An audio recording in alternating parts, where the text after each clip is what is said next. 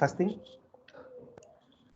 Function అనేది ఒక specific టాస్క్ని perform చేస్తుంది. Specific task, what is mean by specific task?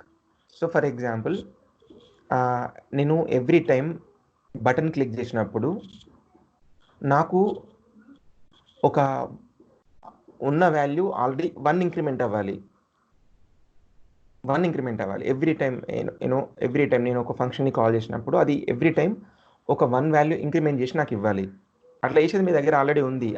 Sum plus అనేది ఏం చేస్తుంది? విచ్ గివ్స్ యూ, అదొక ప్లస్ అంత మీ పాయింట్ ఆఫ్ లో చాలా చిన్నది, బట్ ఇట్స్ రిటర్నింగ్ యూ.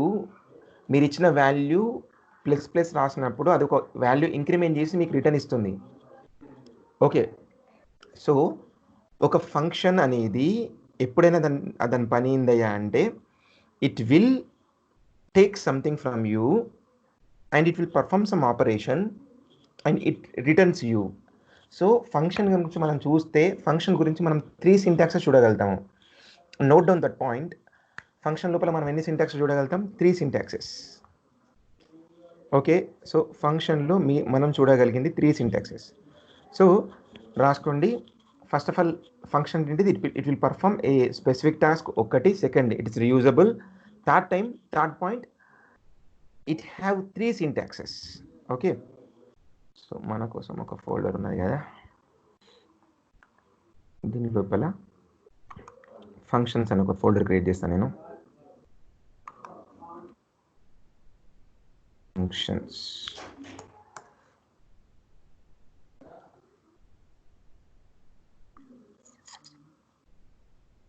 కొంచెం మెసేజ్ వచ్చింది నాకు.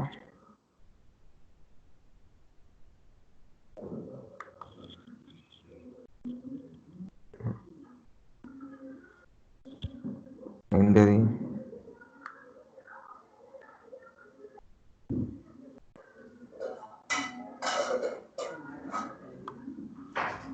Storage.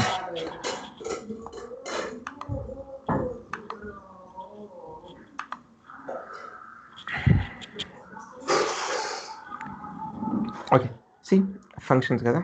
So I'm going to create some index.html file.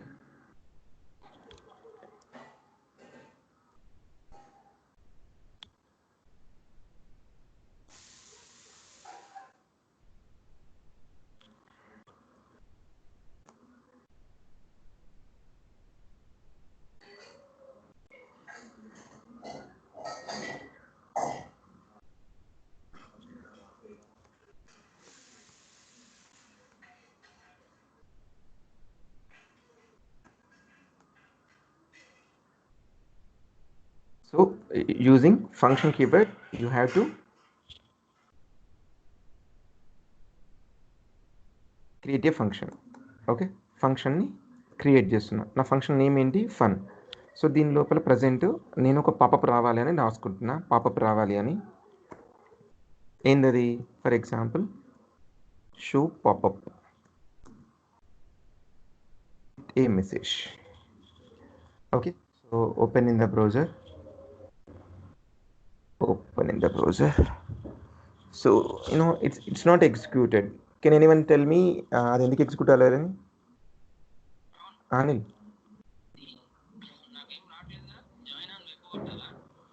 కాదు, నువ్వు స్కైప్లో లాగిన్ అయినావా? స్కైప్లో లాగిన్ అయినాక నేను ఇచ్చిన లింక్ మీద క్లిక్ చేసినావా? ఏమొచ్చింది? మెసేజ్ పెట్టినావా దాంట్లో ఏమన్నా?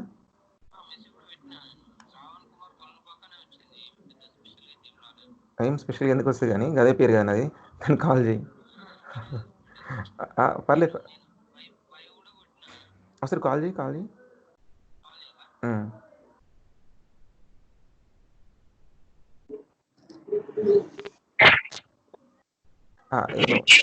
సరే, ఈ అవుట్పుట్లో నాకు ఎందుకు అలర్ట్ పాపప్ రాలేదు చెప్పండి ఒకసారి.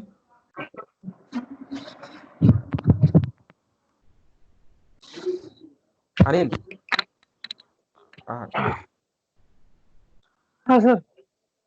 ఇక్కడ నాకు ఎందుకు పాపప్ రాలేదు అనిల్? దాన్ని కాల్ చేయలేదు కదా సార్. That's good. ఏం వస్తలేదు హీరో వస్తుంది. సో నేను మర్జ్ చేసేసిన. నువ్వు మర్జ్ అయిపోయినావు. సార్ నా సూర్యుడి కనెక్ట్ అయ్యాడు సార్. జాయిన్ అయిపోయింది దాంట్లో.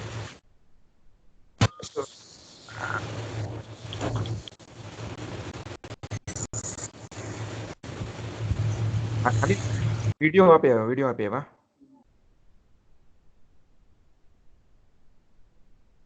సి దేవుని వల్ల క్లాస్లో ఇద్దరు అనిల్స్ ఉన్నారు. అనిల్ 1, అనిల్ 2. సో యూనో ఆయన పేరు కూడా అట్లే పెట్టుకున్నాడు, దుర్గం అనిల్ 1 అని. సో నేను అనిల్ 1 అంటే ఆ అనిల్ పలకని, అనిల్ 2 అంటే ఈ అనిల్ పలకని. ఐ మీన్ ఎందుకంటే నువ్వే జూనియర్, ఆయన కొంచెం సీనియర్ అన్నట్టు. సో సి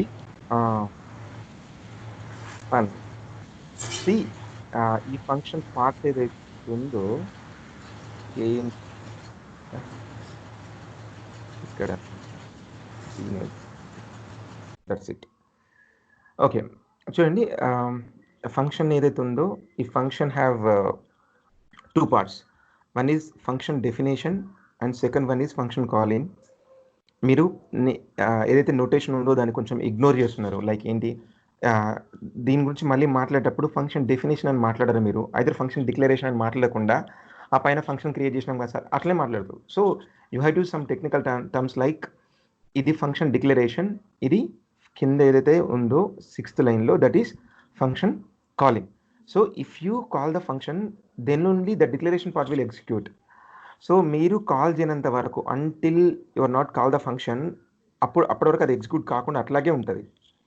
సో అందుకే లైబ్రరీస్ ఏం చేస్తారు, థౌజండ్స్ ఆఫ్ ఫంక్షన్స్ని క్రియేట్ చేసి పెట్టుకుంటారు. ఒక library is a set of thousands of function definitions. అక్కడ ఒక థౌజండ్స్ ఆఫ్ డెఫినేషన్స్ క్రియేట్ అయ్యి ఉన్నాయి.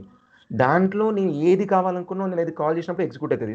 ఫర్ ఎగ్జాంపుల్ సి లాంగ్వేజ్లో మాట్లాడుకుంటే ప్రింట్ఎఫ్ అనేది ఒక ప్రీడిఫైన్డ్ మెథడ్, దాన్ని డెనిస్ రిచ్ క్రియేట్ చేసి పెట్టిండు ప్రింట్ఎఫ్ అనే ఒక ఫంక్షన్ని. సో ఆయన ఏం చేసిండు, దాని డెఫినేషన్ ఏదైతే రాసి పెట్టాడో నెక్స్ట్ టైం నేను ప్రింట్ఎఫ్ లోపల సంథింగ్ మెసేజ్ పంపించినప్పుడు అది ప్రింట్ఎఫ్ అనే ఒక ఫంక్షన్కి వెళ్ళి అది ప్రింట్ చేస్తుంది ఇక్కడ కన్సోల్ పైన.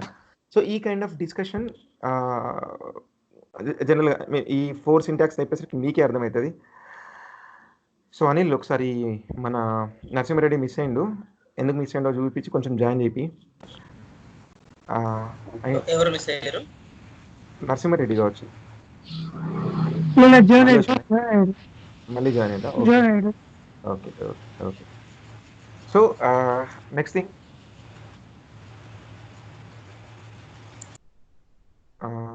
నెక్స్ట్ పోర్షన్ ఏంటి, ఇది సింటాక్స్ 1. ఫంక్షన్ గురించి మాట్లాడుతున్నప్పుడు సింటాక్స్ 1. సో ఈ ఫంక్షన్లో ఉన్న డ్రాబ్యాక్ అనుకోవచ్చు, అడ్వాంటేజ్ అనుకోవచ్చు. అది ఏంటిదంటే, ఫర్ ఎగ్జాంపుల్ ఇది నేను అడిషన్ పర్పస్లో వాడుతున్నా, దీని లోపల నేను వేర్ అనే కీవర్డ్ వాడాను to declare a variable.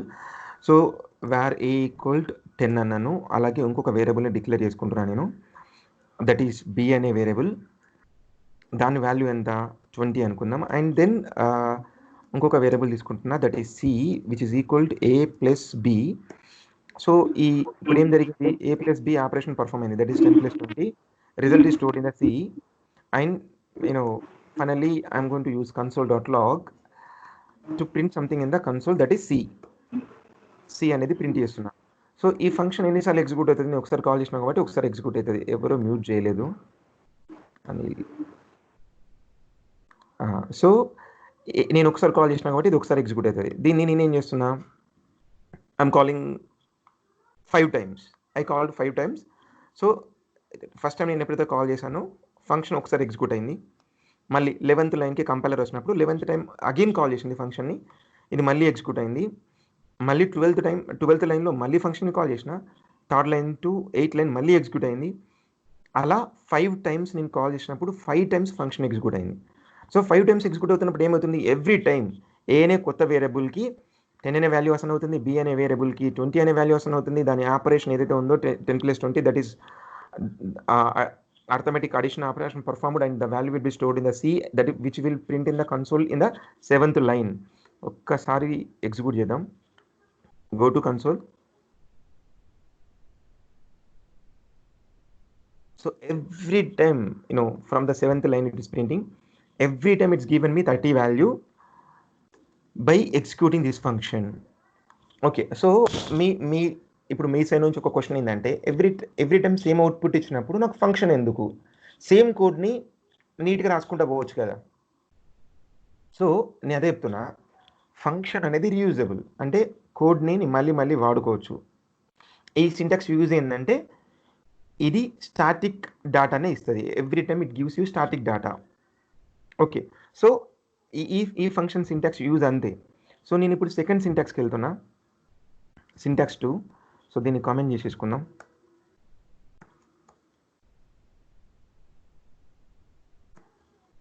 So syntax 2లో ఏంటి అంటే మీరు ఇచ్చే డిఫరెంట్ ఇన్పుట్స్కి అది మీకు డిఫరెంట్ అవుట్పుట్లు ఇవ్వాలి.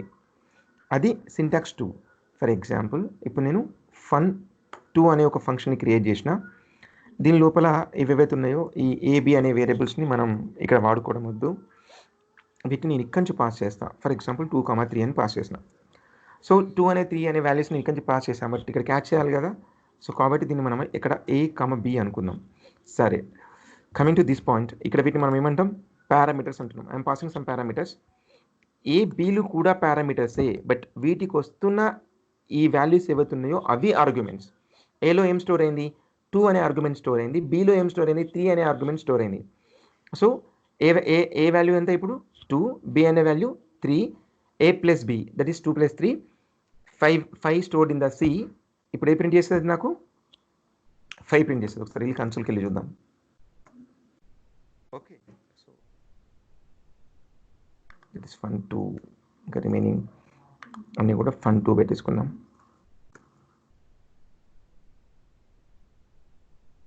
Yeah, every time it's given me not a number. దీని గురించి తర్వాత మాట్లాడదాం. బట్ 19th లైన్లో 19th లైన్ నుంచి నాకు ఏం ప్రింట్ చేసింది? 5. బికాస్ మీరు పాస్ చేసిన వాల్యూస్ ఏవైతే ఉన్నాయో పారామీటర్స్ 2 and 3 అనేది ఏ అండ్ బి అనే పారామీటర్స్లో యాజ్ ఆర్గ్యుమెంట్స్ లాగా స్టోర్ అయినాయి. ఇప్పుడు ఏలో ఉన్న వాల్యూ ఎంత? 2. బిలో ఉన్న value 3. 2 + 3 5 is stored in the C. అది కన్సోల్ అయింది. సో ఇక్కడ అలాగే 5,6 sum 4,5 2,3 anything 4,4. So it gives me 5. 22 లైన్లో ఏమైంది? ఇది ఫంక్షన్ డిక్లరేషన్ని కాల్ చేసింది, డెఫినేషన్ని. ఆ డెఫినేషన్ ఇది. దీని లోపల ఏ లోపల 2 స్టోర్ అయింది, బి లోపల 3 స్టోర్ అయింది, అండ్ 2 + 3 పర్ఫామ్ అయింది, 5 ప్రింటెడ్ ఇన్ ద కన్సోల్. అది అయిపోయాక మళ్ళీ కంపైలర్ ఏంటి? మళ్ళీ కంపైలర్ బ్యాక్ టు 23 లైన్. ఇప్పుడు ఏమైంది? ఏ లోపల 5 స్టోర్ అయింది, బి లోపల 6 స్టోర్ అయింది, 5 + 6 11 store in the C, 11 printed in the console, and 24 function పక్కపొంటి అవుట్పుట్ రాయ్. హలో శ్రావణ్ వినిపిస్తుందా? హలో అని చెప్పండి. ఫంక్షన్ పక్కనే అవుట్పుట్ రాసేయి. ఇప్పుడు 2-3 పాస్ అయినాక 2-3 పక్కన కామెంట్ చేసేసి హలో చాట్ చేయొచ్చా? నేను ఇక్కడ చాట్ చేయొచ్చు, మెసేజ్ పెట్టేసి. ఓకే, ఇప్పుడు ఫంక్షన్ 2-3 అని ఉంది కదా, దాని పక్కన ఆ అవుట్పుట్ రాసేయి, క్లారిటీ వచ్చేస్తుంది. నువ్వు ఒకసారి నాకు మెసేజ్ చేయవా? అర్థమవుతుంది.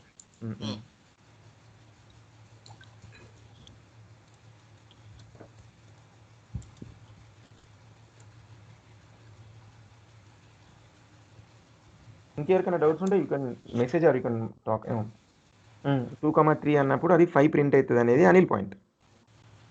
ఓకే, అట్లా రాసేసుకుంటే వెళ్ళిపో. అదే కదా అనిల్, అదే కదా. ఓకే, బట్ అట్లా రాయి, మాకు క్లారిటీ కనిపిస్తుంది కదా. ఓకే, నేను పక్కన కామెంట్ రాయమంటున్నావా? ఓకే, దీని వాల్యూ 5, దీని వాల్యూ ఎంత? 11, దీని వాల్యూ ఎంత? 9, దీని వాల్యూ ఎంత? 5, దీని వాల్యూ ఎంత? 8. ఓకే, సో ఒకసారి కన్సోల్లో చూద్దాం. Even you same output right? అయ్యలే, అంతే ఇచ్చింది కదా. Any questions? ఇంకా ఏమైనా క్వశ్చన్స్ సింటాక్స్ 2లో?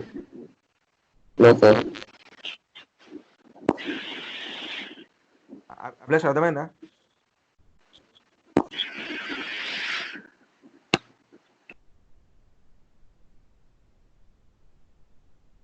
ఎస్, ఓకే, అభిలాష్ పని అయిపోయింది. సో అనిల్ భాయ్ అర్థమైందా? ఫైన్, ఓకే ఓకే, అర్థమైంది సార్ నాకు. అర్థమైంది కదా? ఓకే. సో అండ్ థర్డ్ సింటాక్స్కి వెళ్దాము. ఇది యాక్చువల్గా ఈ సింటాక్స్ కొంచెం డిఫికల్ట్ ఉంటుంది, బట్ ఈ సింటాక్స్ అర్థం కాకుండా మాత్రం మీరు సర్వైవ్ అవ్వలేరు. ఈ సింటాక్స్ అర్థం కాకుండా, but it's very very interesting. And C first thing, ఇక్కడ ఈ సింటాక్స్ గురించి మాట్లాడాలంటే ముందు ఇంకో 2-3 మాటలు మాట్లాడాలి. ఒకటి ఏంటిది అంటే local variable, global variable versus global variable. ఎందుకు ఈ టాపిక్ని సడన్గా మళ్ళీ వేరియబుల్ సైడ్ షిఫ్ట్ అయినా అంటే, ఇప్పుడు నేను ఈ వేర్ సి అని రాసినా కదా, ఇదే కన్సోల్ నేను బయట పెడుతున్నా ఆఫ్టర్ సమ్ ఇక్కడ అనుకుందాం. So as per the discussion maybe first ఈ సిలో 5 స్టోర్ అయింది అనుకుందాం, సెకండ్ 35 లైన్లో 11 స్టోర్ అయ్యుకుందాం. ఇప్పుడు నేను కన్సోల్ డాట్ లాగ్ సి అన్నప్పుడు నాకు ఏం ప్రింట్ చేయాలి? 11 ప్రింట్ చేయాలి. ఒకసారి చూద్దాము, పైది కమెంట్ చేసేద్దాం. కమెంట్ చేసేసి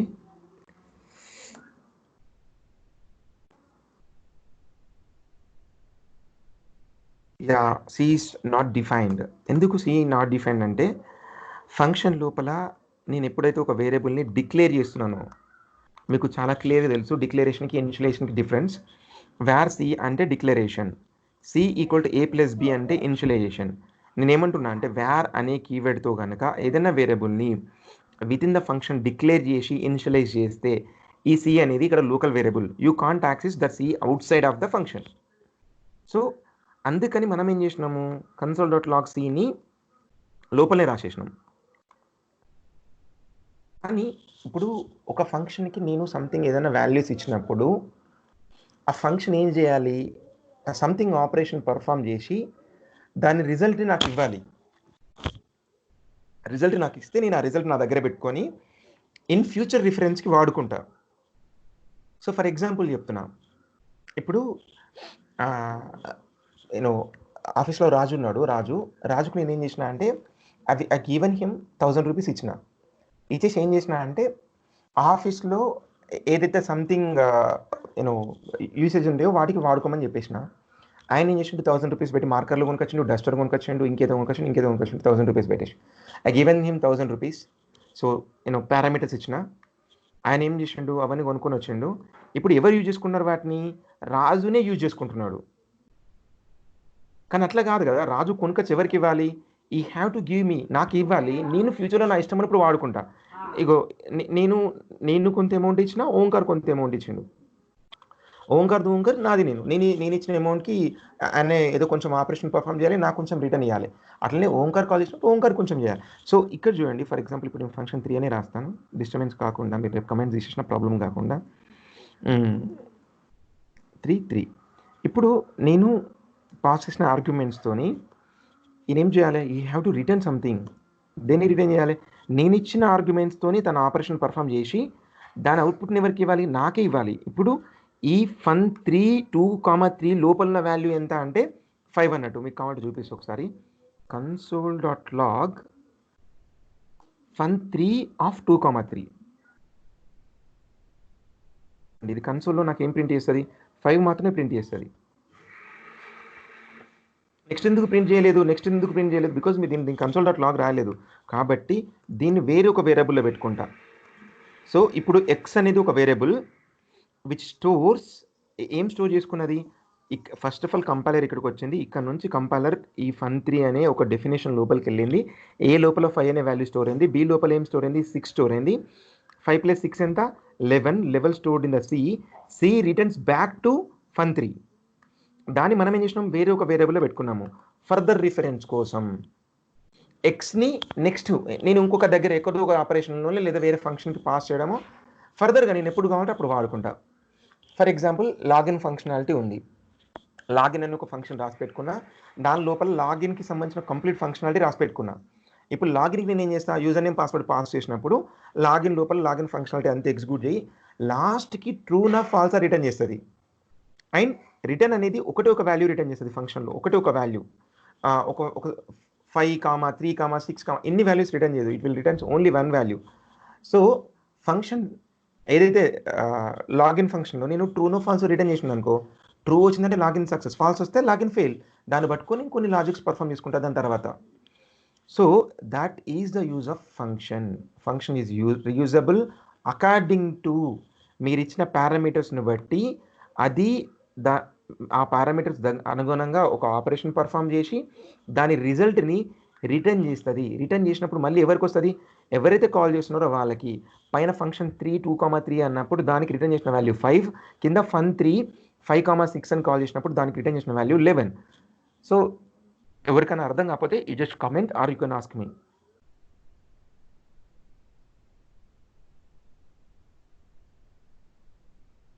no questions?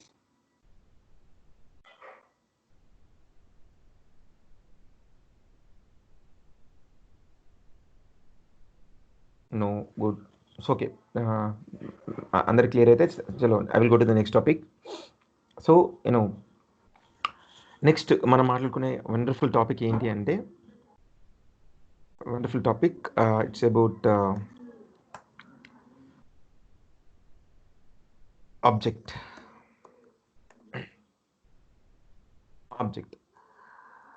What is mean by object? So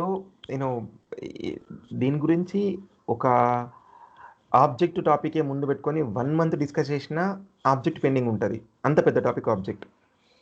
so for example ఒక గేమ్ డిజైన్ చేద్దాం అనుకున్నాము, అది క్రికెట్ గేమ్ అనుకుందాం.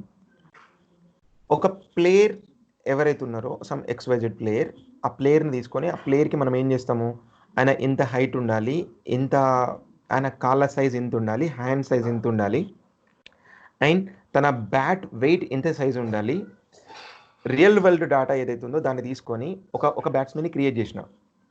సో ఆయన బ్యాట్ సైజ్కి, ఆయన హైట్ సైజ్కి, అలాగే తన హ్యాండ్ సైజ్కి ఈ డిఫరెంట్ పారామీటర్స్ బేస్ చేసుకొని తను బాల్ వచ్చినప్పుడు తను ఎప్పుడైతే బ్యాట్ చేసిండో ఆ బ్యాట్ చేసిన టైమింగ్ను బట్టి ఆ బాల్ ఎంత దూరం వెళ్ళాలి అని చెప్పేసి మనం ఒక లాజిక్ రాసి పెడతాము.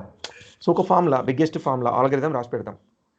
సో ఇప్పుడు ఒక బ్యాట్స్మెన్ ఏదైతే ఉన్నాడో ఆయన ఒక ఆబ్జెక్ట్, నాకు ఆయన ఎంత హైట్ ఉండాలి, ఏమేమి జరగాలి అనేవి నా పారామీటర్స్ ఒక బ్యాట్స్మెన్ సంబంధించినవి. అలాంటివి నేను డిఫరెంట్ బ్యాట్స్మెన్ ఆబ్జెక్ట్స్ క్రియేట్ చేస్తూ, ముందు ఒక బ్యాట్స్మెన్ ఇంత సైజ్ ఉంటే ఇట్లా జరగాలని నేను అన్ని డెఫినేషన్స్ అన్ని రాసి పెట్టుకుంటా ఫంక్షన్స్ లాగానే. ఆ డెఫినేషన్ రాసి పెట్టుకొని ఆ డెఫినేషన్కి ఒక ఆబ్జెక్ట్ని క్రియేట్ చేసి నేను పారామీటర్స్ని పాస్ చేస్తా. సో దీన్ని ఊప్స్ కాన్సెప్ట్స్లో ఈ డెఫినేషన్ ఏదైతే ఉందో ఆ బ్లూ ప్రింట్ని మనం ఏమంటామంటే క్లాస్ అంటాము. నేను అపార్ట్ ఫ్రమ్ జావా స్క్రిప్ట్ వచ్చి మాట్లాడుతున్నా. సో ఒక బ్యాట్స్మెన్ ఇలా ఉండాలి అని ఒక పర్సన్ కోసం ఒక బ్లూ ప్రింట్ తయారు చేసి పెట్టుకుంటే దాన్ని క్లాస్ అంటాము. అండ్ సచిన్ అనేది ఒక ఆబ్జెక్ట్, సేవాగ్ అనేది ఒక ఆబ్జెక్ట్. అలా థౌజండ్స్ ఆఫ్ ఆబ్జెక్ట్స్ క్రియేట్ చేసుకొని నేను డిఫరెంట్ బ్యాట్స్మెన్ నుంచి పారామీటర్స్ పాస్ చేస్తాను. అందుకే మీరు క్రికెట్ గేమ్ ఆడేటప్పుడు సేవాగ్ అనే బ్యాట్స్మెన్ గ్రౌండ్లోకి వచ్చి ఆడుతున్నప్పుడు మీరు ఆడుతున్నప్పుడు మీకు ఉండే డిఫరెంట్ ఫీలింగ్ ఉంటుంది. అప్పుడు మీరు 6లు కొడితే ఎక్కువ పోతూ ఉంటుంది. అదే కిందికి వచ్చినాక జహీర్ ఖాన్ బ్యాటింగ్ చేసినప్పుడు ఈజ్ ఎ బౌలర్, ఆయన స్ట్రెంత్ వేరు, తనకి ఇచ్చిన పారామీటర్స్ వేరు. కాబట్టి ఆయన 4 or 6 కొట్టినప్పుడు బాల్ ఇక్కడే లేస్తుంది, తొందరగా అవుట్ అవ్వడానికి ఛాన్స్ ఉంటాయి. సో క్రికెట్ గేమ్ క్రియేట్ చేస్తున్న వాళ్ళు ఇట్లా పారామీటర్స్ అన్ని రాసి పెడతారు. అందుకని ఆ గేమ్ ఆడే వాళ్ళకు ఎగ్జాక్ట్లీ నిజమైన క్రికెట్ ఆడిన ఫీలింగే వస్తుంది. సో ఒక ఆబ్జెక్ట్ గురించి మాట్లాడితే అదొక రియల్ వరల్డ్ ఎంటిటీ. సో ఆ ఎంటిటీ లోపల ఏముంటాయి, ప్రాపర్టీస్, మెథడ్స్ ఉంటాయి. అవి ఎక్కడి నుంచి వస్తున్నాయి, ఒక బ్లూ ప్రింట్ నుంచి వస్తున్నాయి. నేను అపార్ట్ ఫ్రమ్ జావా స్క్రిప్ట్ నుంచి మాట్లాడుతున్నా. సో జావా స్క్రిప్ట్ లోపలికి వస్తే ఎట్లా, ఇక్కడ క్లాస్ ఫ్రీ టెక్నాలజీ, క్లాస్ అనేది జావా స్క్రిప్ట్లో లేదు. అదేంటి, మేము క్లాస్ అనేది జావా స్క్రిప్ట్లో చూసినామంటే మీరు డెఫినెట్గా ES5 వర్షన్ చూసి ఉండరు. యాక్చువల్గా బ్రౌజర్కి అర్థమైంది ES5, కానీ జావా స్క్రిప్ట్లో లేటెస్ట్ వెర్షన్ ES5 కాదు. లేటెస్ట్ వెర్షన్ ఏంటిది, ES8 రన్నింగ్లో ఉంది. బట్ ఇప్పటికి జనాలు వాడేది ES6, రియాక్ట్లో మనం వాడేది ES6. ఇది బ్రౌజర్కి అర్థం కాదు. ఇందులో క్లాసెస్ ఇన్వెంట్ అయినాయి. జావా స్క్రిప్ట్ బాగా డెవలప్ అవుతుందని చెప్పడానికి ఇంతకు మించిన ఎగ్జాంపుల్ ఏం అవసరం లేదు. బట్ మనం డిస్కస్ చేసేది ES5 కాబట్టి ఇట్స్ క్లాస్ ఫ్రీ. ఇందులో క్లాస్ అనే కాన్సెప్ట్ ఉండదు. మరి ఎలా, మీరు ఎప్పుడైతే ఆబ్జెక్ట్ని క్రియేట్ చేస్తున్నారో అప్పుడే మీరు ఆ ఆబ్జెక్ట్కి కొన్ని ప్రాపర్టీస్ని మెథడ్స్ని డిఫైన్ చేస్తారు. కొన్ని ప్రాపర్టీస్ని అండ్ మెథడ్స్ని. ఇక్కడ మనం ఊప్స్ గురించి మాట్లాడుతున్నాం కాబట్టి ప్రాపర్టీ అంటే ఇండైరెక్ట్ ఏంటిదంటే వేరియబుల్ అన్నట్టు. ఒక వేరియబుల్ని మనం ఏమంటాం? ప్రాపర్టీ అంటాము. వేరియబుల్ని మనం ప్రాపర్టీ అంటాము. అలాగే ఫంక్షన్ని మెథడ్ అంటాం. మీకు ఫస్ట్ నుంచి నేను చెప్పేది నోటేషన్ ఈజ్ వెరీ వెరీ క్లియర్గా ఉండాలి. సో ఊప్స్ గురించి నేను ఎప్పుడైతే ఆబ్జెక్ట్ అనే టాపిక్ మాట్లాడుతున్నానో అప్పుడు నేను వేరియబుల్ని వేరియబుల్ అనను, ప్రాపర్టీ అంటాను. అలాగే ఫంక్షన్ని మెథడ్ అంటాను. For example I'm going to define some మన ఎస్ఎస్ ల్యాబ్స్ ఏదైతే ఇన్స్టిట్యూట్ ఉందో ఆ ఇన్స్టిట్యూట్ కోసం ఒక ఆబ్జెక్ట్ని క్రియేట్ చేస్తాం. ఎలా క్రియేట్ చేస్తాం చూద్దాం. Where OBJ which is equalled, okay, so object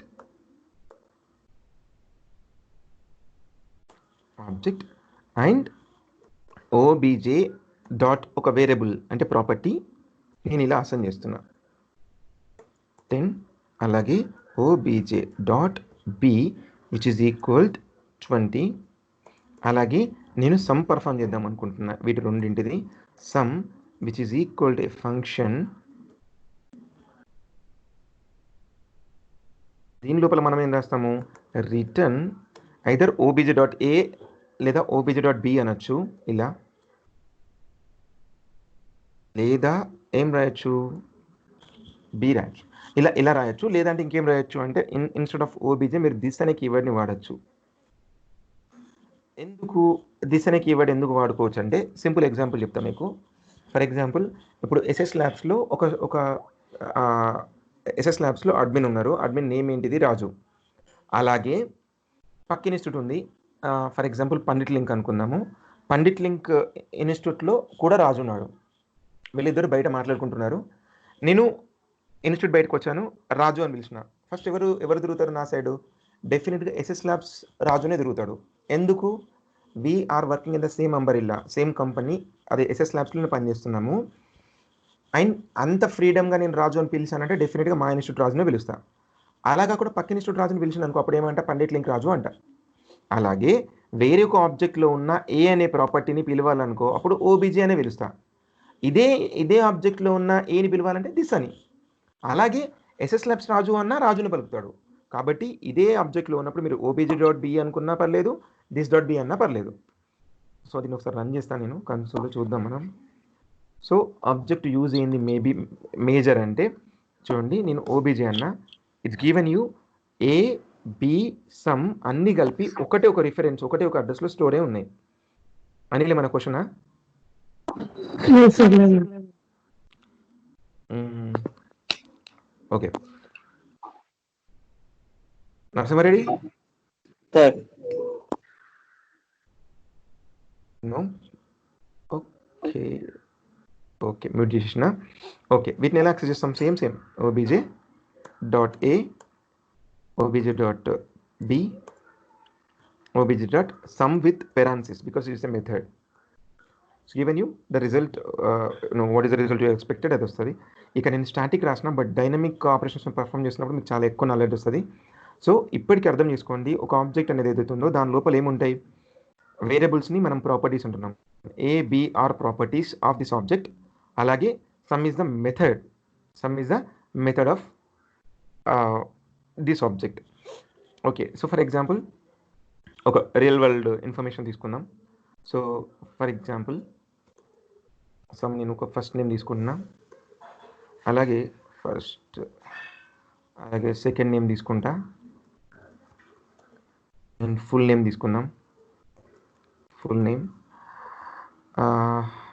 name అలాగే ఇంకోటి ఏం పెడదాం? OBJ established year. So first name of SS labs is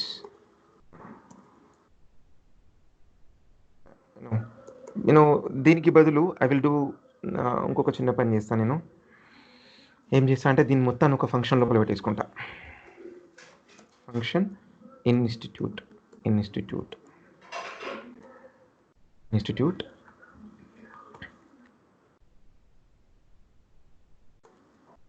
so ఇక్కడ యూ హ్యావ్ టు రిటర్న్ ఏమి రిటర్న్ చేద్దాం, ఓబీజీని రిటర్న్ చేస్తున్నా. అండ్ సి నేను వేర్ ఏమంటున్నా, ఎస్ఎస్ ల్యాబ్స్ ఇన్స్టిట్యూట్ కావాలిగా నాకు దాని ఇన్ఫర్మేషన్. కాబట్టి దీనికి ఈ ఇన్స్టిట్యూట్ అనే ఫంక్షన్కి నేను I will pass some parameters. ఏమని పంపిస్తాను, ఫస్ట్ నేమ్ ఏంటిది ఎస్ఎస్, సెకండ్ నేమ్ ఏంటిది ల్యాబ్స్, థర్డ్ ఏంటిది ఎస్టాబ్లిష్డ్ ఇయర్ 2013 అండ్ ఇంకోటి ఏంటి దట్స్ మోర్ దెన్ ఎనఫ్. అలాగే ఇంకొక institute that is Pandit link,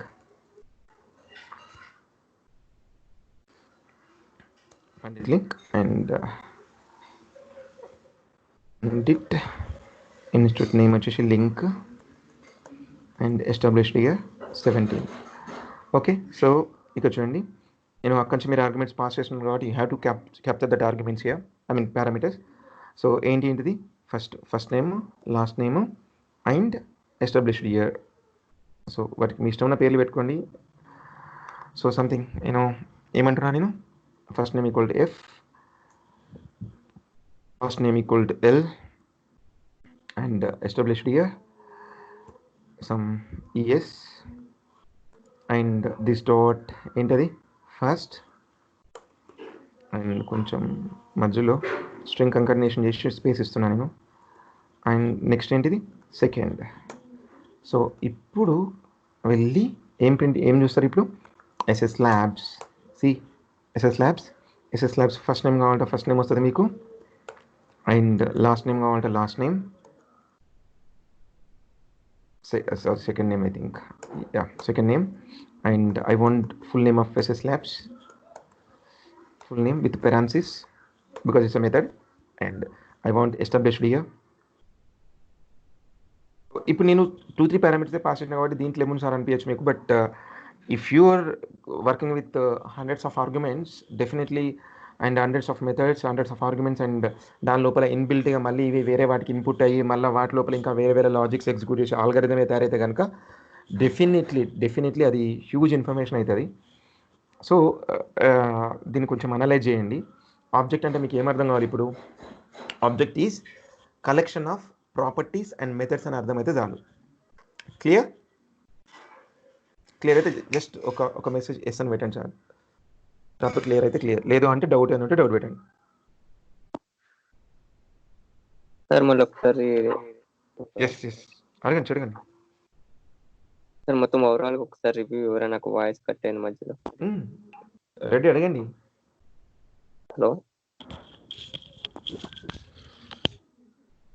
hello sir వినిపిస్తుందా? వినిపిస్తుంది నరసింహ, చెప్పండి మీరు. నాకు వాయిస్ కొంచెం మధ్యలో కట్ అయింది, ఓవరాల్ రివ్యూ ఒక్కసారి రివ్యూ ఇవ్వనా? ఇగో ఇక్కడ చూడు, ఇక్కడ ఈ ఓబీజీ అనే ఆబ్జెక్ట్ ఏదైతే ఉందో దానికి అది collection of properties and methods hero. నేను దానికి పంపించిన ఇన్పుట్ని బట్టి అది ఒక one reference it will perform. మీరు ఇచ్చిన ఇన్పుట్స్ ప్రాపర్టీస్ తీసుకొని అది కొన్ని మెథడ్స్ని ఎగ్జిక్యూట్ చేసి అల్టిమేట్గా మీకు కొంచెం ఇన్ఫర్మేషన్ ఇస్తుంది విత్ వన్ రిఫరెన్స్, ఒక రిఫరెన్స్ కింద ఇస్తుంది. ఇప్పుడు ఈ ఆబ్జెక్ట్ ఏదైతే ఉందో దానికి ఎస్ఎస్ ల్యాబ్స్ రిటర్న్ అయింది. దాని లోపల ఏమున్నది, ఫస్ట్ నేమ్ ఉంది, సెకండ్ నేమ్ ఉంది, ఎస్టాబ్లిష్డ్ ఇయర్ ఉంది, along with the full name. So ఒక ఆబ్జెక్ట్ గురించి మాట్లాడుకుంటే object is collection of properties and methods. ఆ పాయింట్ క్లియర్గా అర్థమైతే చాలు. Okay, collection of properties and methods అనేది ఒకటి నోట్ చేసి పెట్టుకోండి చాలు, అంతవరకు అర్థమైతే చాలు. Okay so Anil, Abhi clear, and Anil Kumar 2 క్లియరా మీకు? Junior Anil okay. So next ఇప్పుడు మనం డిస్కస్ చేసే టాపిక్ ఏంటి అంటే, what is the use of Java script, use of JS. Java script యొక్క యూజ్ ఏంటిది ఎగ్జాక్ట్లీ, ఇది అర్థమైంది అంటే మీకు జావా స్క్రిప్ట్ వచ్చేసినట్టే. ఈ పర్టికులర్ నెక్స్ట్ 1 అవర్ ఏదైతే ఉందో ఆ 1 అవర్ క్లాస్ మీకు 100% అర్థమైతే ఇంకా జావా స్క్రిప్ట్ మీరు సెల్ఫ్ లెర్నింగ్ చేయొచ్చు, పెద్ద ప్రాబ్లం ఏమి ఉండదు. సో ఏంటిది ఎగ్జాక్ట్లీ జావాస్క్రిప్ట్ యూజ్ ఏంటి? ఇప్పుడు నేను నా బ్రౌజర్ని ఓపెన్ చేస్తున్నా. ఇది browser, maybe something for example search console open చేస్తున్నా. ఏదో ఒక వెబ్సైట్ అనుకుందాం. ఫర్ ఎగ్జాంపుల్ ఈ వెబ్సైట్ కనుక తీసుకుంటే నేను ఇది ఒక ట్యాబ్, సెట్ ఆఫ్ ట్యాబ్స్ ఉన్నాయి అండ్ నాకు యూఆర్ఎల్ ఉంది. ఈ left arrow, right arrow and ఇక్కడ ఇది సంథింగ్ HTML కోడ్ ఏదైతే ఉందో ఈ మొత్తం HTML code. Along with that నేను ఇన్స్పెక్ట్లోకి వెళ్తున్నా. ఇన్స్పెక్ట్లో ఈ elements, console, sources, network, perform ఇవన్నీ డిఫరెంట్ ట్యాబ్స్ ఉన్నాయి. ఇందులో ఉన్న ఈ బ్రౌజర్ మీద ఈ ట్యాబ్స్, యూఆర్ఎల్, ఈ ఆబ్జెక్ట్స్, ఈ HTML ఇక్కడ కింద ఏవైతే చూపిస్తున్నానో వీటిలో దేని మీద ఆపరేషన్ కావాలన్నా జావాస్క్రిప్ట్తో పర్ఫామ్ చేయగలను. జావాస్క్రిప్ట్తో I can perform anything on the browser. That is a fundamental point. I can perform anything on the browser using JavaScript. సరే సార్ మేము ఎగ్జాంపుల్ చెప్పండి అని మీరు అంటే, సరే మీకు ఒక ఎగ్జాంపుల్ చెప్తా. ఎగ్జాంపుల్ ఏంటిదంటే ఇక్కడ యూఆర్ఎల్ ఉంది కదా, యూఆర్ఎల్ నుంచి కొంచెం ఇన్ఫర్మేషన్ నాకు కావాలి అని నేను అనుకున్నా. దానికి జావాస్క్రిప్ట్ ఏం చేసి పెట్టుకున్నదంటే యూఆర్ఎల్ మీద మీరు పర్ఫామ్ చేయడానికి ఒక ఆబ్జెక్ట్ని క్రియేట్ చేసి పెట్టుకున్నది. ఆ ఆబ్జెక్ట్ పేరు ఏంటిది? లొకేషన్ అనే ఆబ్జెక్ట్. ఓకే, ఆబ్జెక్ట్ పేరు ఏంటిది? Location. Location is a object to perform operations on URL. Browser యొక్క యూఆర్ఎల్ పైన ఆపరేషన్స్ పర్ఫామ్ చేసే లొకేషన్ ఆబ్జెక్ట్. Okay fine. ఇక్కడ గివ్ ఉన్నాయి కదా సార్, గివ్ ఏవైతే ఉన్నాయో గివ్ వీటిని పర్ఫామ్ చేయడానికి మాకున్న ఆబ్జెక్ట్ ఏంటిదని మీరు అంటే, వాటి కోసం హిస్టరీ అనే ఆబ్జెక్ట్ ఉంది. Forward button, forward button, back button అంటారు. రివర్స్ కాదు, ఇది ఫార్వర్డ్, ఇది బ్యాక్ బటన్, ఇది రీలోడ్ బటన్. వీటి మీద ఆపరేషన్ పర్ఫామ్ చేయడానికి నాకున్న ఆబ్జెక్ట్ ఏంటిది? History object. ఓకే, ఇక్కడ సార్ కన్సోల్ ఉంది కదా, ఈ కన్సోల్ మీద ఆపరేషన్స్ పర్ఫామ్ చేయడానికి ఏం ఆబ్జెక్ట్ కావాలంటే మీకు డే 1 నుంచి వాడుతున్నాము, దట్ ఈస్ కన్సోల్ అనే ఆబ్జెక్ట్. కన్సోల్ డాట్ లాగ్ అంటున్నారు మీరు. కన్సోల్ డాట్ లాగే కాదు, కన్సోల్ డాట్ వార్న్ అని, కన్సోల్ డాట్ టేబుల్ అని, కన్సోల్ డాట్ ఎర్రర్ అని, you have so many methods in the console object. So sir I want to perform operations అని HTML. ఇక్కడ HTML మీద ఆపరేషన్ పర్ఫామ్ చేయడానికి మాకు ఒక ఆబ్జెక్ట్ కావాలి. ఏం ఆబ్జెక్ట్ ఉంది? Document object. డాక్యుమెంట్ అనే ఒక ఆబ్జెక్ట్ని తీసుకొని I can perform any operations on HTML. ఇప్పటి వరకు మీరు చూసి ఉంటే కనుక డే 1 రోజు నేను క్లాస్ తీసుకున్నప్పుడు డాక్యుమెంట్ అనే ఒక ఆబ్జెక్ట్ని వాడుకున్నాను. సో డాక్యుమెంట్ ఆబ్జెక్ట్ని వాడుకొని మీరు ఏం చేస్తారు? యూ కెన్ పర్ఫామ్ ఆపరేషన్స్ అని HTML, CS అంటారు. ఈ కాన్సెప్ట్ని ఏమంటాం మనం? డామ్ అంటాము, document object model. Document object model అంటే ఏంటిది? డాక్యుమెంట్ అనే ఒక ఆబ్జెక్ట్ని బేస్ చేసుకొని HTML, CSS మీద ఆపరేషన్ పర్ఫామ్ చేయడాన్ని ఏమంటాము? డామ్ అంటాము. That is document object model. So ఇది. సో మీకు ఎవరన్నా కనుక ఒక పేరాగ్రాఫ్ ఇచ్చి ఆ పేరాగ్రాఫ్లో ఉన్న డేటాని బటన్ క్లిక్ చేసినప్పుడు ఎరేజ్ చేయాలన్నారు అనుకో, మీకు అక్కడ డాక్యుమెంట్ ఆబ్జెక్ట్ మోడల్ కావాల్సిందే. బటన్ మీద క్లిక్ చేయాలన్నా మీకు డాక్యుమెంట్ ఆబ్జెక్ట్ మోడల్ కావాలి, పేరాగ్రాఫ్లో ఉన్న డేటా తీసేయాలన్నా మీకు డాక్యుమెంట్ ఆబ్జెక్ట్ మోడల్ కావాలి. సో బటన్ క్లిక్ చేసినప్పుడు నాకు యూఆర్ఎల్లోకి వెళ్ళి డేటా వెళ్ళాలి అన్నా మీకు డాక్యుమెంట్ ఆబ్జెక్ట్ మోడల్ కావాలి, because your clicking on the button. So ఇలా ఏదైనా బ్రౌజర్ మీద ఆపరేషన్స్ పర్ఫామ్ చేయాలి అంటే మీకు డాక్యుమెంట్ ఆబ్జెక్ట్ మోడల్ కావాలి. సరే, ఇవన్నీ ఆబ్జెక్ట్స్ ఉన్నాయి, ఇంకా ఇలాంటివి ఇంకో 10-15 ఉన్నాయి. ఇలాంటి ఆబ్జెక్ట్స్ గురించి చదవడాన్ని మనం జావాస్క్రిప్ట్ అంటాము. సో రోజుకు ఒక ఆబ్జెక్ట్ ముందు పెట్టుకొని దాని గురించి అవగాహన కనుక తెచ్చుకోగలిగితే ఒక 20 or 25 ఆబ్జెక్ట్స్ ఉంటాయి. ఒకరోజు లొకేషన్ ఆబ్జెక్ట్, ఒకరోజు హిస్టరీ ఆబ్జెక్ట్, ఒకరోజు కన్సోల్ ఆబ్జెక్ట్, ఒకరోజు డాక్యుమెంట్ ఆబ్జెక్ట్, ఒకరోజు విండో ఆబ్జెక్ట్. ఇట్లా మీరు రీసెర్చ్ చేసుకుంటే 20 days కనుక మీరు కూర్చుంటే మీ జావాస్క్రిప్ట్ అయిపోతుంది. అండ్ ఒక్కొక్క ఆబ్జెక్ట్ లోపలికి వెళ్తే దాని లోపల మళ్ళీ థౌజండ్స్ ఆఫ్ ప్రాపర్టీస్ ఉంటాయి, థౌజండ్స్ ఆఫ్ మెథడ్స్ ఉంటాయి. మీకు తెలుసు ప్రాపర్టీ అంటే వేరియబుల్, ఇట్లా A, B ఇట్లా అనేది ప్రాపర్టీస్. మెథడ్స్ అంటే ఏంటిది? ఇట్లా ఫంక్షన్స్. సో ఒక ఆబ్జెక్ట్ లోపలికి వెళ్తే మళ్ళీ thousands of properties, thousands of methods ఉంటాయి. సో కాబట్టి ఒక ఆబ్జెక్ట్ని ఒక్క రోజులో మీరు చదవలేరు 200%. అందుకనే ఏమంటున్నా అంటే ఒక ఆబ్జెక్ట్ నుంచి చదవడానికి 10 రోజులు పడితే అప్రాక్సిమేట్లీ 20 ఆబ్జెక్ట్స్ ఉన్నాయి. 20 ఆబ్జెక్ట్స్ ఇంటూ 10 days తీసుకున్నా కూడా మినిమం 200 days పడుతుంది జావాస్క్రిప్ట్ చదవడానికి, అన్ని ప్రాపర్టీస్ అన్ని మెథడ్స్ కంప్లీట్ చేయాలంటే. అంటే మినిమం ఒక 8 months to 9 months పడుతుంది జావాస్క్రిప్ట్ అయిపోవడానికి. ఇంకా మధ్యలో మీరు హాలిడేస్ లేకుండా చదువుతున్నాయి, హాలిడేస్ చదివితే 1 year పడుతుంది. సరే. అండ్ దీని లోపల ఇంకొక పాయింట్ ఏంటి అంటే, సరే ఓకే. ఇవన్నీ ఇండివిడ్యువల్ ఆబ్జెక్ట్స్ ఉన్నాయి కదా! వీటినన్నిటిని ఒక ప్లాట్ఫామ్ కింద తీసుకురావడానికి ఏం చేసిందంటే, పేరెంట్ ఒక ఆబ్జెక్ట్ ఉంది. పేరెంట్ ఆబ్జెక్ట్ దాని పేరే విండో ఆబ్జెక్ట్. విండో. ఈ విండో అనే ఆబ్జెక్ట్ లోపలనే ఇవన్నీ ఆబ్జెక్ట్స్ ఉంటాయి. ఓకే. సో మీకు నేను I will show something. HTML నేను జావాస్క్రిప్ట్ ఆర్కిటెక్చర్ అయినా చూద్దాం. JavaScript tree.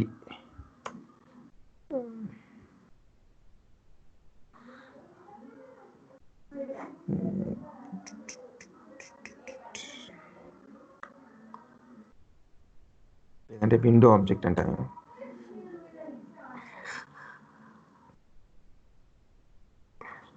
చూడండి, విండో అనే ఆబ్జెక్ట్ లోపల ఏమున్నది? ఫ్రేము, డాక్యుమెంటు, లొకేషను, హిస్టరీ, ఇట్లా సో మెనీ ఆబ్జెక్ట్స్ ఉన్నాయి. మళ్ళీ డాక్యుమెంట్ ఆబ్జెక్ట్ మీకు చెప్పిన ఇంతకుముందే, డాక్యుమెంట్ ఆబ్జెక్ట్ లోపల ఏంటిది? మళ్ళీ మొత్తం HTML అంతా కూడా కంట్రోల్ ఆఫ్ డాక్యుమెంట్ ఆబ్జెక్ట్. మళ్ళీ ఒక్కొక్క దాని లోపల ఒక్కొక్కటి వేరే వేరే వేరే వేరే ఫామ్ లోపల, మళ్ళీ ఫామ్ లోపల ఉన్న ఎలిమెంట్స్ అన్ని కూడా ఫామ్ ఆబ్జెక్ట్ కిందకి వస్తాయి. మళ్ళీ వాటి లోపల సెలెక్ట్ అనే ఆబ్జెక్ట్ లోపల ఆప్షన్స్ అని ఉంటాయి. సో ఇవన్నీ మీకు HTML ఉంటే తొందరగా అర్థమయ్యేది. HTML తెలియకపోతే మాత్రం నేను ఏం చేయలేను. సో అట్లా విండో ఆబ్జెక్ట్ కింద ఏమన్నా location, navigator, document, screen, history, event, frames, ఇట్లా సో మెనీ ఆబ్జెక్ట్స్ ఉంటాయి అన్నట్టు. సో మీకు కనుక ఒకవేళ డాక్యుమెంట్ ఆబ్జెక్ట్ లోపల మళ్ళీ HTML కోడ్. సో ఇట్లా మీరు ఏదైనా ఒక డాక్యుమెంట్ ఆబ్జెక్ట్ తీసుకొని దాని లోపల ఎన్ని ఆబ్జెక్ట్స్ ఉన్నాయి, వేరే వేరే ఆబ్జెక్ట్స్ ఎన్ని ఉన్నాయి చూసి షార్ట్ లిస్ట్ చేసి ఒక్కొక్క ఆబ్జెక్ట్ గురించి రీసెర్చ్ చేయడమే మీకు జావాస్క్రిప్ట్. సింపుల్గా చెప్పాలంటే. Okay. So this is much better. చాలా ఆబ్జెక్ట్స్ కవర్ అయినాయి. 5 కాదు, ఒక 20 ఆబ్జెక్ట్స్ ఏమి ఉంటాయి. 20 ఆబ్జెక్ట్స్ మీరు షార్ట్ లిస్ట్ చేయండి. షార్ట్ లిస్ట్ చేసి చదివితే జావాస్క్రిప్ట్ అయిపోతుంది. సరే, ఈ రోజుకి నేను డిస్కస్ చేద్దాం అనుకున్న ఆబ్జెక్ట్ ఏంటి అంటే డాక్యుమెంట్ ఆబ్జెక్ట్. ఇవన్నీ మెల్లమెల్లగా ఒకరోజు అన్ని పెట్టేసుకుని టక షార్ట్ లిస్ట్ చేసుకుంటూ పోదాం. ఇందులో కన్సోల్ ఆబ్జెక్ట్ ఆల్రెడీ రెగ్యులర్గా వాడుతున్నాం. ఈరోజు మనం వాడబోయే ఆబ్జెక్ట్ ఏంటి? Document object. అంటే ఏంటి? We are going to perform operations on HTML. Okay. మీరు జావాస్క్రిప్ట్ చెప్పాలంటే సింపుల్గా జావాస్క్రిప్ట్ని డిఫైన్ చేయాలంటే ఏంటిదంటే జావాస్క్రిప్ట్ యూసేజ్ ఏంటి అంటే యూజింగ్ ఆఫ్ దిస్ ఆబ్జెక్ట్స్ అని సింపుల్గా ఒక్క వర్డ్లో చెప్పేయచ్చు, ఒకటే వర్డ్లో. ఓకే. సో ఇది కాకుండా ఎవరైనా కనుక జావాస్క్రిప్ట్ దేనికి యూజ్ అవుతుంది అంటే ఫామ్ వాలిడేషన్ కోసం అన్నారనుకో, దాని మీనింగ్ ఏంటిది? డాక్యుమెంట్ అనే ఆబ్జెక్ట్ లోపల ఫామ్ అనే ఒక ఆబ్జెక్ట్ కూడా ఉన్నది. ఓన్లీ ఆ ఆబ్జెక్ట్ గురించి మాట్లాడితే జావాస్క్రిప్ట్ కోసం అన్నట్టు కాదు. 90% ఆఫ్ స్టూడెంట్స్ అదే ఆన్సర్ చెప్తారు. అట్లా కాదు. జావాస్క్రిప్ట్తో మనం ఏదైనా పర్ఫామ్ చేయగలుగుతాం బ్రౌజర్ పైన. ఎగ్జాంపుల్, లొకేషన్ ఆబ్జెక్ట్ గురించి మాట్లాడితే URL పైన, హిస్టరీ గురించి మాట్లాడితే దీని గురించి, కన్సోల్ గురించి మాట్లాడుతుంది. అట్లా చెప్పగలగారు మీరు. ఈరోజు మనం మాట్లాడేది డాక్యుమెంట్ ఆబ్జెక్ట్. డాక్యుమెంట్ ఆబ్జెక్ట్ ఏం చేస్తుంది? Which will perform operations on HTML.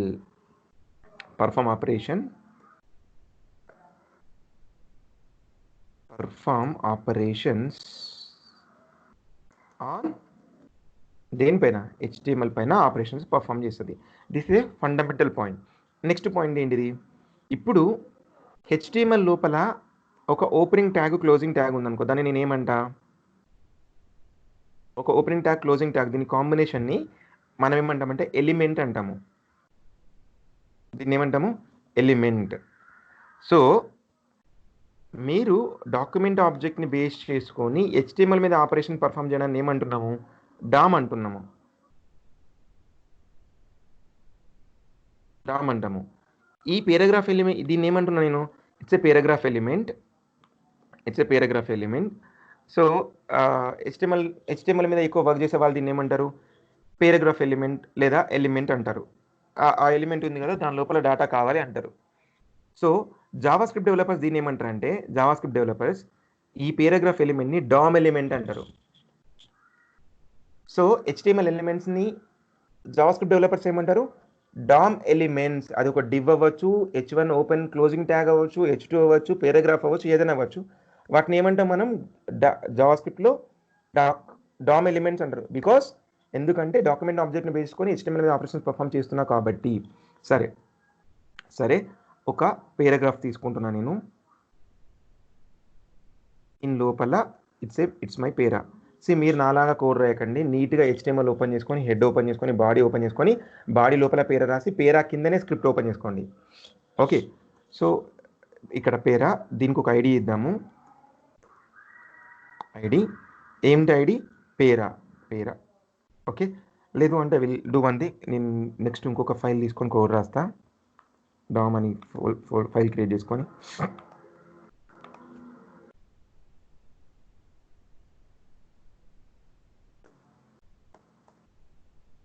దీని లోపల ఇక్కడ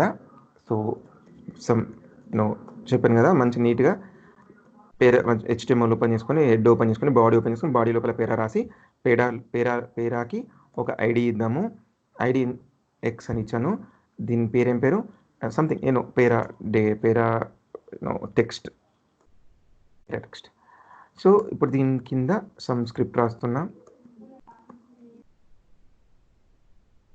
ఇక్కడ నేను ఏం రాస్తున్నా అంటే ఫస్ట్ సమ్ వేర్ ఏదో ఒకటి విచ్ ఈజ్ ఈక్వల్ డాక్యుమెంట్ అనేది ఒక ఆబ్జెక్ట్. మీకు చెప్పాను, ఆబ్జెక్ట్ లోపల ఏముంటాయి?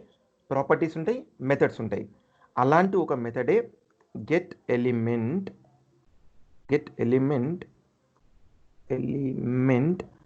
By ID. అదేంది మీరు వెరైటీగా ఏదో ఒకటి క్యాపిటల్ ఒకటి స్మాల్ పెడుతున్నారంటే దీన్ని మనం క్యామల్ కేస్ అంటాము. మీ HTML పాయింట్ ఆఫ్ లో మాట్లాడుతున్నప్పుడు HTML అనేది కేస్ సెన్సిటివ్ కాదు. సో ఒకటి స్మాల్లో పెట్టి ఒకటి క్యాపిటల్లో పెట్టినా అది మిమ్మల్ని ఏం తిట్టదు. So no problem, it will allow. HTML5 is not case sensitive. మీ ఇష్టం, స్మాల్లో రాసుకుంటారా క్యాపిటల్లో రాసుకుంటారా మీ ఇష్టం. కానీ యాజ్ పర్ ద స్టాండర్డ్ స్మాల్లో రాయాలి, బికాస్ HTML5 అనేది XHTML స్టాండర్డ్స్ని కొన్నిసార్లు ఫాలో అవుతుంది. XHTML స్టాండర్డ్స్ ఏంటి? ఖచ్చితంగా లోవర్ కేస్లోనే రాయాలి, ఒక పాయింట్. సెకండ్ పాయింట్ ఏంటిది? మీరు కంపెనీలో వర్క్ చేస్తున్నప్పుడు ఖచ్చితంగా ఒకటే స్టాండర్డ్స్ ఫాలో అవ్వాలి. ఐదర్ లోవర్ కేస్లో రాయండి లేదా అప్పర్ కేస్లో రాయండి, అకార్డింగ్ టు యువర్ కంపెనీ ఏదైనా ఒకటి ఫాలో అవ్వండి. అట్లా కాకుండా ఒకటి లోవర్లో ఒకటి అప్పర్లో ఇష్టపడి రాస్తే మాత్రం డెఫినెట్గా కంపెనీ వాళ్ళు మీ కోడ్ను రివ్యూ చేస్తారు. మీరు కోడ్ రాసిన తర్వాత as a junior developer, me senior developer ఏం చేస్తాడు? సమ్ 1 వీక్ ఒకసారి 15 డేస్కి ఒకసారి మీ కోడ్ అంతా రివ్యూ చేస్తాడన్న. కోడ్ లెవెల్కి వెళ్ళి కోడింగ్ స్టాండర్డ్స్ని ఫాలో అవుతున్నారా లేదా అని. కోడింగ్ స్టాండర్డ్స్ కనుక ఫాలో అవ్వకుండా ఇప్పుడు నేను రాస్తున్నట్టు రాస్తే కనుక డెఫినెట్గా మీ కోడ్కు వాల్యూ లేదని చెప్పేసి మీకు నెగిటివ్ రివ్యూ ఇస్తారు, కొన్నిసార్లు మీ కంపెనీ నుంచి ఫైర్ చేస్తారు. సో కోడింగ్ స్టాండర్డ్స్ అనేది వెరీ వెరీ ఇంపార్టెంట్. సో అలా ఇక్కడ రాయొచ్చు, అలో చేస్తుంది కదా అని రాయొచ్చు. బట్ ఇక్కడ రాస్తున్నప్పుడు మాత్రం జావా స్క్రిప్ట్ ఏంటిది? అది కేస్ సెన్సిటివ్. అందులో అది ఏం ఫాలో అవుతుంది? క్యామల్ కేస్ని ఫాలో అవుతుంది. క్యామల్ కేస్ ఎలా ఉంటుంది? క్యామల్ ఎలా ఉంటుంది జనరల్గా? క్యామల్ అంటే ఒంట ఎలా ఉంటుంది? కొంచెం మూతి కిందికి ఉండి పైకి వెళ్ళిన తర్వాత పైన కొంచెం ఇట్లా పైన ఉంటుంది. అట్లనే ఫస్ట్ స్టార్ట్స్ విత్ స్మాల్, దాని తర్వాత ఫస్ట్ లెటర్ ఏదైనా next word starts with capital letter, again followed by the lower cases. మళ్ళీ న్యూ వర్డ్ స్టార్ట్ అవుతున్నప్పుడు first letter should be capital and followed by the lower cases. So ఇలా మనం camel కేస్లో రాసేసినాము. Case very very important. ఆ తర్వాత ఇక్కడ నేను ఐడితోని ఏం చేస్తున్నా? ఈ ఎలిమెంట్ని క్యాచ్ చేస్తున్నా. మీకు ఇంతకుముందు చెప్పిన ఒక ఓపెన్ ట్యాగ్, క్లోజింగ్ ట్యాగ్ కనుక ఒక ట్యాగ్ ఉంటే దాన్ని మనం ఎలిమెంట్ అంటాము. సో ఆ ఎలిమెంట్ని ఎలా క్యాచ్ చేస్తున్నా? యూజింగ్ ఇట్స్ ఐడి క్యాచ్ చేస్తున్నా. ఇప్పుడు నా క్లాస్లో 4 ఉన్నారు. 4 ఎవరెవరు? 2 Anil, Abhilash, along with the Abhilash, ఇంకా రెడ్డి ఉన్నాడు. సో ఇప్పుడు నేను I want to speak with the అభిలాష్తో మాట్లాడాలనుకో. ఫస్ట్ ఆఫ్ ఆల్ నేను ఏం చేయాలి? Hello Abhilash, I'm going to ask you question అని చెప్పేసి ముందు నేను అభిలాష్ని చూస్ చేసుకోవాలి. క్వశ్చన్ అడగడం సెకండరీ పాయింట్. ఫస్ట్ నేను ఏం చేయాలి? I have to choose from the 4 people. అలాగే మీ HTML కోడ్ చూస్తే కనుక థౌజండ్స్ ఆఫ్ లైన్స్ ఉంటుంది. అందులో పర్టికులర్ ట్యాగ్ని నేను క్యాచ్ చేయాలి కాబట్టి ఫస్ట్ దీనికి ఏం రాస్తున్నా? Get element by ID. ఎలిమెంట్ని ఇట్స్ ఐడితోని క్యాప్చర్ చేసిన. కానీ ఈ మెథడ్ దేంట్లో ఉంది? డాక్యుమెంట్ అనే ఆబ్జెక్ట్ లోపల ఉంది. ఇక్కడ వరకు క్లియర్ కదా? మై నెక్స్ట్ పాయింట్, ఇక్కడ ఏమి ఇచ్చిన? ఎక్స్ ఇచ్చిన. ఇప్పుడు నేను ఏం చేసిన అంటే పేరాగ్రాఫ్ అనే ఎలిమెంట్ని క్యాప్చర్ చేసిన, అంతే. అంతకుమించి నేను ఏం చేయలే. ఓకే, సో ఇప్పుడు నేను కన్సోల్ చేసిన అనుకో, టెక్స్ట్ని కన్సోల్ చేసిన అనుకో, నాకు అవుట్పుట్ ఏమొస్తుంది? Can anyone?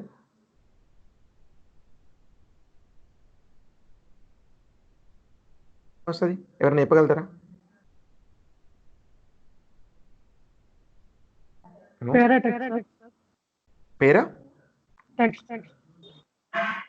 పేరా టెక్స్ట్ ఇది ప్రింట్ అవుతుంటున్నారా అనిల్? అవును సార్. ఓకే, సి నేను ఇంతకుముందు ఒక ఎగ్జాంపుల్ ఇచ్చిన. ఫస్ట్ ఎగ్జాంపుల్ ఏంటిది? నేను అభిలాషం చూస్ మాత్రమే చేసుకున్నా. నేను క్వశ్చన్ అడగలే, ఆయన నాకు ఆన్సర్ చెప్పలే. బట్ మీరు చెప్పేది డైరెక్ట్ ఆన్సరే. సో ఈ పేరాగ్రాఫ్ ఏదైతే ఉందో ఇది యాజ్ ఇట్ ఈజ్ క్యాప్చర్ అవుతుంది అంతే, దాంట్లో ఉన్న డేటా రాదు. చూద్దాం ఒకసారి.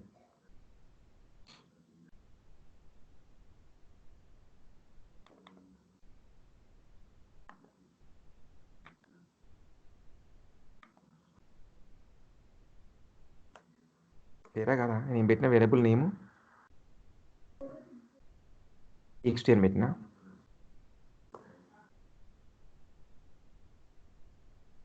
ఏమిచ్చింది నాకు? పేరాగ్రాఫ్ని ఇచ్చింది. నేను అభిలాష్ని క్యాప్చర్ చేసి అభిలాషే ఉంటాడు అంతే. ఆయన నేను క్వశ్చన్ అడగలే కదా, ఆయన నాకు ఆన్సర్ ఏం చెప్తాడు? సో ఇప్పుడు నేను క్వశ్చన్ అడగబోతున్నా. ఆ క్వశ్చన్ ఏంటిదంటే ఈ పేరాగ్రాఫ్ మధ్యలో ఉన్న డేటా కావాలి. సో దీనికోసం మన దగ్గర 2 మెథడ్స్ ఉన్నాయి. ఇన్నర్ HTML ఒక మెథడ్ ఉంది, ఇంకొకటి ఏమున్నది ఇన్నర్ టెక్స్ట్ ఉంది. వాటి మధ్యలో మళ్ళీ వాటికి డిఫరెన్స్ ఉన్నాయి. Will talk about it.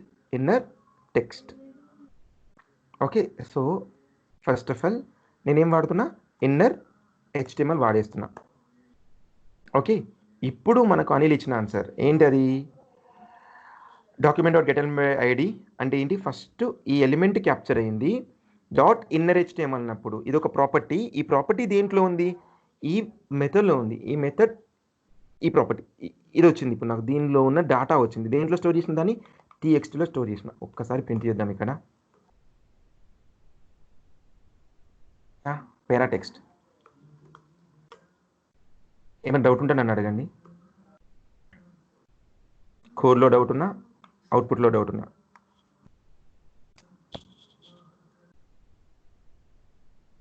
If you said no, ఏ డౌట్ లేనట్టు నేను నెక్స్ట్ పాయింట్కి వెళ్తా.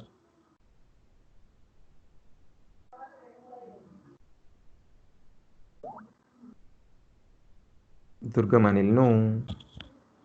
Abhilash,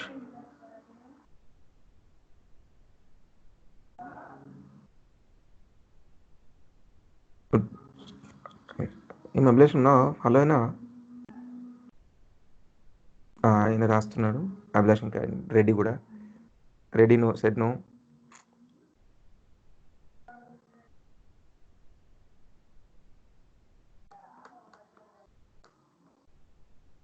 okay, nice.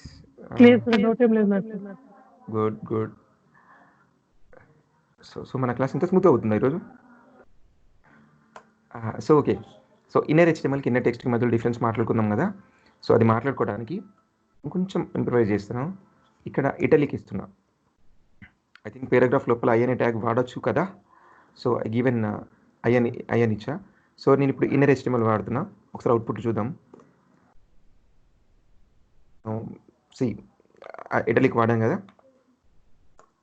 It's given you para along with దాని లోపల ఉన్న HTML కోడ్తో సహా ఇచ్చేసింది. ఇన్నర్ HTML అంటే ఈ పేరాగ్రాఫ్ ఎలిమెంట్ని ఫస్ట్ క్యాప్చర్ చేసిన యూజింగ్ document.getElementID X వరకు ఈ పేరాగ్రాఫ్ ఎలిమెంట్ క్యాప్చర్ అయింది. ఇన్నర్ HTML అన్నప్పుడు ఏంటి? ఈ మొత్తం data along with its HTML code also, that is inner HTML. అదే ఇన్నర్ టెక్స్ట్ వాడితే చూడండి, ఇన్నర్ టెక్స్ట్ వాడితే కనుక, ఇన్నర్ టెక్స్ట్ వాడుతున్నా నేను. Just reload this. Yeah, it's given you only string. ఆ పేరాగ్రాఫ్ ఎలిమెంట్ లోపల ఉన్న టెక్స్ట్ పేరా అండ్ ఇటలిక్ లోపల టెక్స్ట్ ఇచ్చింది కానీ ఇటలిక్ ట్యాగ్స్ ఇవ్వలేదు. That is the difference between inner HTML and inner text. So మీరు రాస్తున్నప్పుడు ఒక ఏదైనా డివ్ ఎలిమెంటో ఇంకేదైనా ఎలిమెంట్ మధ్యలో ఉన్న డేటా మీకు కావాల్సి వచ్చి ఓన్లీ స్ట్రింగ్స్ మాత్రమే కావాలి, ఆ టెక్స్ట్ మాత్రమే కావాల్సి వస్తే you have to use inner text. లేదు దాని లోపల HTML కోడ్ కూడా కావాలంటే మీరు ఏం రాస్తారు? ఇన్నర్ HTML వాడుకుంటారు. That is the difference between 2 properties, inner HTML and inner text. నేను అంటున్నప్పుడు గుర్తుపెట్టుకోండి, GetElementByIDని మెథడ్ అన్నాను. ఇన్నర్ హెచ్టిఎంఎల్ని ఇన్నర్ టెక్స్ట్ని ప్రాపర్టీ అంటున్నా. బికాస్ చూడండి, మెథడ్ అంటే నేను ఇలా పెరాన్సిస్ని కాల్ చేసినప్పుడు అది మెథడ్. ఫంక్షన్ని మనం మెథడ్ అంటాం కదా, దీని మెథడ్ అంటున్నా. దీన్ని మాత్రం ప్రాపర్టీ అంటున్నా. You have to very clear about the pronunciation and notation. Okay, next point. I think inner text and inner HTML clear అనుకుంటా. ఒకవేళ క్లియర్ కాకపోతే మెసేజ్ పెట్టండి, నా లోపు వేరే టాపిక్ వెళ్తాను. ఇప్పుడు అలాగే ఇంకొక పారాగ్రాఫ్ తీసుకుంటున్నాను నేను. ఇంకొక పారాగ్రాఫ్. సో ఇది పేరా 1 అనుకుందాం. మన దగ్గర ఇద్దరు అనిల్స్ ఎలా ఉన్నారో అలాగే నా దగ్గర 2 పారాగ్రాఫ్స్ ఉన్నాయి. సో దీనికి ఐడి వేరే ఏదో ఇస్తున్నా, ఐడి వై అని. అప్పుడు మీరేం చేయాలి, ఇంకొకటి పెట్టుకోవాలి, దాని పేరు ఇంకోటి వేరియబుల్ అండ్ సమ్ ఎక్స్కి బదులు వై అని ఇస్తున్నా. సో అప్పుడు మీరేం చేయాలి, console.logకి వెళ్ళేసి మీకు కనుక txt కావాలంటే txt1 కావాలంటే txt1 యాజ్ ఎక్స్పెక్టెడ్. సో ఇప్పుడు నేను 2 ఎలిమెంట్స్ని క్యాప్చర్ చేయడానికి నాకు 2 మెథడ్స్ కావాలా అంటే వద్దు. మీ డాక్యుమెంట్ ఆబ్జెక్ట్ లోపల ఇంకొక మెథడ్ ఒకటి ఉంది. దాని పేరు ఏంటంటే elements by tag name. Elements by tag name. So elements by ఏంటది, tag name. Okay, tag name ఏంటి, పారాగ్రాఫ్. ఓకే, ఇన్నర్ టెక్స్ట్ అనకూడదు, రాంగ్ అవుతుంది. ఎందుకనేది నేను డిస్కస్ చేస్తాను మీతో. ఇవేంటి, paras. It capture so many paras. ఎన్ని పేరాగ్రాఫ్లు అయితే ఉన్నాయో అన్నిటిని క్యాప్చర్ చేసింది. ఒకసారి మనం కన్సోల్లో చూద్దాము ఏం పేరాస్ని క్యాప్చర్ చేసిందని. Paras. So all the paragraphs capture అయిపోయింది. ఇది ఏమి ఇస్తుంది మీకు ఇప్పుడు, HTML కలెక్షన్. లెంత్ ఎంతట, 2.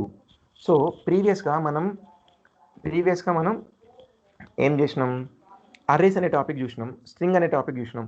అర్రేస్కి స్ట్రింగ్స్కి మనం ఏం వాడతాము, లెంత్ అనే ప్రాపర్టీ వాడతాము. ఇక్కడ నాకు పేరాస్ డాట్ లెంత్ అన్న ఏదో ఇస్తుంది. ఇప్పుడు నాకు ఇది అరేనా స్ట్రింగ్గా చూద్దాము. ఫస్ట్ పేరాస్ ఆఫ్ 0 అంటున్నా నేను. Of 0 it's given you first paragraph. ఇంతకుముందు నేను document.getAligned by ID అన్నప్పుడు ఏం జరిగిందో ఆఫ్ 0 అన్నప్పుడు అలాగే జరిగింది. ఇప్పుడు ఆఫ్ 1 అంటున్నా. ఇలాంటి ఎక్స్పీరియన్స్ మీరు ఎక్కడ చూసారంటే అరే లోపల చూసారు. అరే ఆఫ్ 0, అరే ఆఫ్ 1 అన్నప్పుడు ఎలిమెంట్స్. సో సింపుల్గా చెప్పాలంటే ఇప్పుడు ఇది ఎలా ఉంది అన్నట్టు, అరే of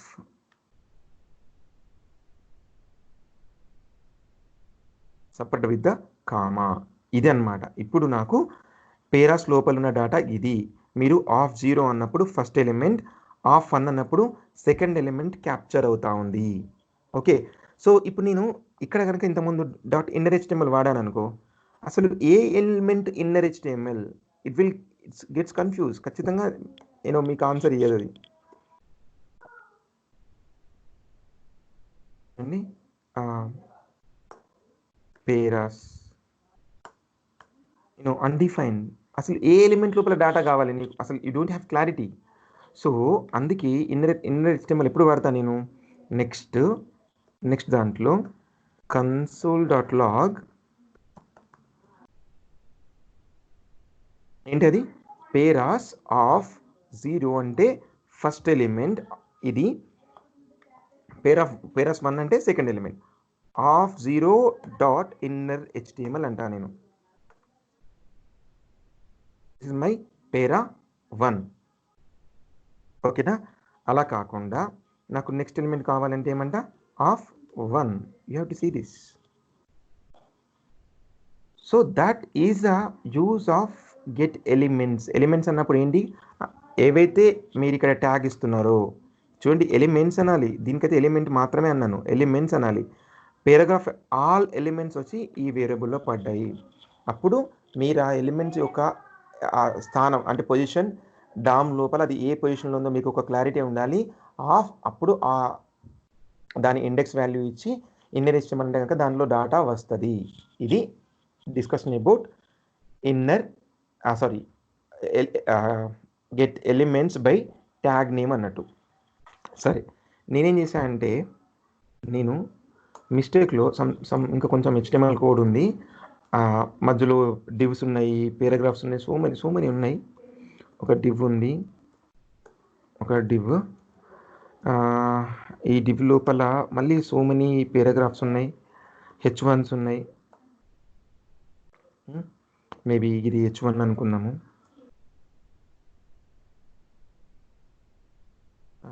H1. So and maybe ఇది క్లాస్ సారీ, ఓకే, వేరే ఒకటి క్రియేట్ చేస్తున్నా నేను. క్లాస్ నేమ్ ఏబీసీ అనుకుందాం ఫర్ ఎగ్జాంపుల్. సేమ్ ఏబీసీ క్లాస్తోని ఇక్కడ పేరా ఉంది. సో ఇప్పుడు నేనేమనుకుంటున్నా అంటే మీరు ఏబీసీ క్లాస్ ఏదైతే ఉందో, ఏ ఎలిమెంట్స్కి అయితే ఏబీసీ క్లాస్ అని అప్లై అయ్యిందో, ఇప్పుడు పేరాగ్రాఫ్ని క్యాచ్ చేసినప్పుడు నాకు ఇక్కడ ఏం క్యాప్చర్ అయింది? 3 పారాగ్రాఫ్స్ కావాల్సింది. 1 2 3 పారాగ్రాఫ్స్ క్యాప్చర్ అయినాయి. మేబీ ఇది పేరా 3 అనుకుందాం. 3 పారాగ్రాఫ్స్ క్యాప్చర్ అయినాయి. బట్ ఇప్పుడు నాకేం కావాలి? సో అవి సేమ్ ఎలిమెంట్స్ కాదు, బట్ వాటిని ఎలా గ్రూప్ చేద్దాం అనుకుంటున్నా? క్లాస్ నేమ్తో గ్రూప్ చేద్దాం అనుకుంటున్నా. సో ఇప్పుడు నేనేం చేయగలనంటే, సేమ్ నేమ్తో ఉన్న క్లాసెస్ సేమ్ ఎలిమెంట్స్ కాకపోయినా, ఒకటి పారాగ్రాఫ్, ఒకటి H1, ఒకటి డివ్, ఇంకోటి H2, ఇంకోటి ప్రీ ట్యాగ్, ఇంకోటి ఇమేజ్ ట్యాగ్, ఇంకొకటి వేరే ట్యాగ్, ఇంకోటి ఏదో ట్యాగ్, ఇలా అవి డిఫరెంట్ టైప్స్ ఆఫ్ ట్యాగ్స్ కావచ్చు. బట్ వీటిని నేను ఎలా గ్రూప్ చేస్తున్నా? యూజింగ్ ఇట్స్ క్లాస్ నేమ్తో గ్రూప్ చేస్తున్నా. ఓకే, సో వాటికి నేను ఏం చేస్తున్నా అంటే, ఇప్పుడు నాకు ఆ గ్రూప్ ఆఫ్ ఎలిమెంట్స్ కావాలి విత్ ఇట్స్ క్లాస్ నేమ్తో కావాలి. ఏంటి? Elements by it's class name. Class ఏంటది? క్లాస్ నేమ్ ఏంటి? ఏబిసి. సేమ్ ఇంత ముందు లాగానే. ఓకేనా? నేను నా వేరియబుల్ నేమ్ కొంచెం రీజనబుల్గా ఇవ్వాలంటే క్లాస్ ఏంటది? ఏబిసి. సో ఇప్పుడు ఈ క్లాస్ ఏబిసి లోపల సేమ్ కలెక్షన్ ఆఫ్ ఎలిమెంట్స్ ఉంటాయి. కావాలంటే ఒకసారి చూడండి.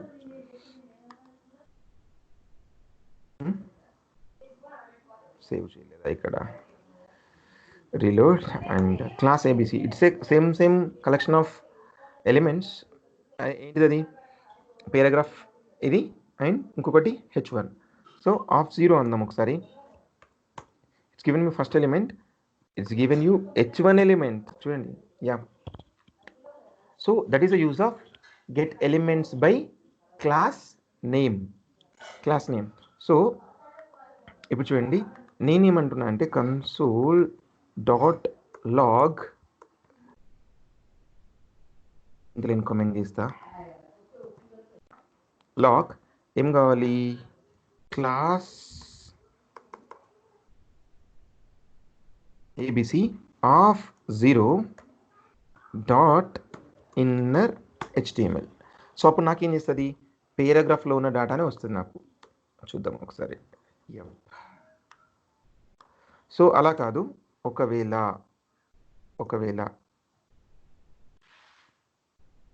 1 లోపల డేటా కావాలి అనుకుంటే you have to use inner HTML. దాని లోపల గదే డేటా ఉందా ఏంది? H1 data given you H1 data with something.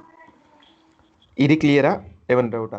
ఏది క్లియర్ అని అడుగుతున్నా అంటే, నేను డాక్యుమెంట్ గెటన్ బై ఐడి గురించి, get elements by tag name గురించి, get elements by class name గురించి, అలాగే inner HTML, inner text, 3 methods, 2 properties. Clear అంటే క్లియర్ అని మెసేజ్ పెట్టండి, లేదు అంటే I will repeat it again.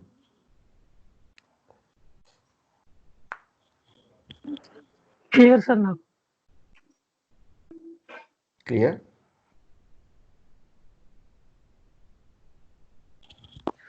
Okay sir. Okay, from Reddy.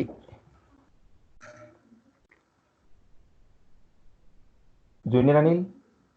నాకు క్లియర్ సార్. మెసేజ్ చేయండి అనిల్ కావాలంటే, ఒకవేళ వాయిస్ ఏమైనా ప్రాబ్లం ఉంటే.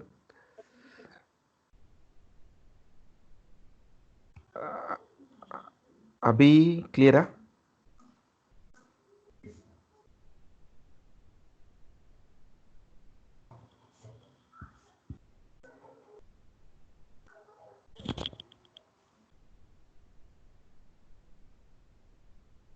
అభి clear, that's good.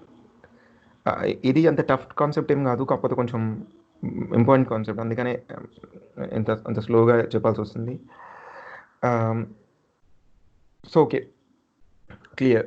We discuss 3 methods 2 properties. అదే చెప్తున్నా, జావాస్క్రిప్ట్ మీకు అర్థం కావాలంటే ముందు ఒక ఆబ్జెక్ట్, దాని లోపల ఉన్న మెథడ్స్ అండ్ వాటికి సంబంధించిన ప్రాపర్టీస్ కనుక క్లియర్ అయితే చలో అది క్లియర్. సో ఇప్పుడు నేనేమనుకుంటున్నా అంటే ఇన్నర్ HTML సరిపోయింది మనకి. ఇప్పుడు నేను CSS యాక్సెస్ చేద్దాం అనుకుంటున్నా. CSS ఏం లేదు, దాని బార్డర్ ఇద్దాం అనుకుంటున్నాను, బార్డర్. సో దానికి గాను ఓకే, సో ఏదైతే సమ్ H1 ఉందో, సమ్ H1కి ఏంటది స్టైల్ ఇన్ ద సెన్స్ ఇది ఒక ప్రాపర్టీ. ఎలాగైతే inner HTML inner text property ఉందో స్టైల్, ఈ స్టైల్ అనే ప్రాపర్టీతో నేను దేన్ని యాక్సెస్ చేయాలంటే CSS యాక్సెస్ చేయొచ్చు. డాక్యుమెంట్ ఆబ్జెక్ట్తో ఎలాగైతే నేను HTML యాక్సెస్ చేస్తున్నానో, స్టైల్ అనే ప్రాపర్టీతో ఏం యాక్సెస్ చేయొచ్చు, CSS యాక్సెస్ చేయొచ్చు. Style some colour, first colour అనే ప్రాపర్టీ వాడదాము. ఏం కావాలి నాకు, అది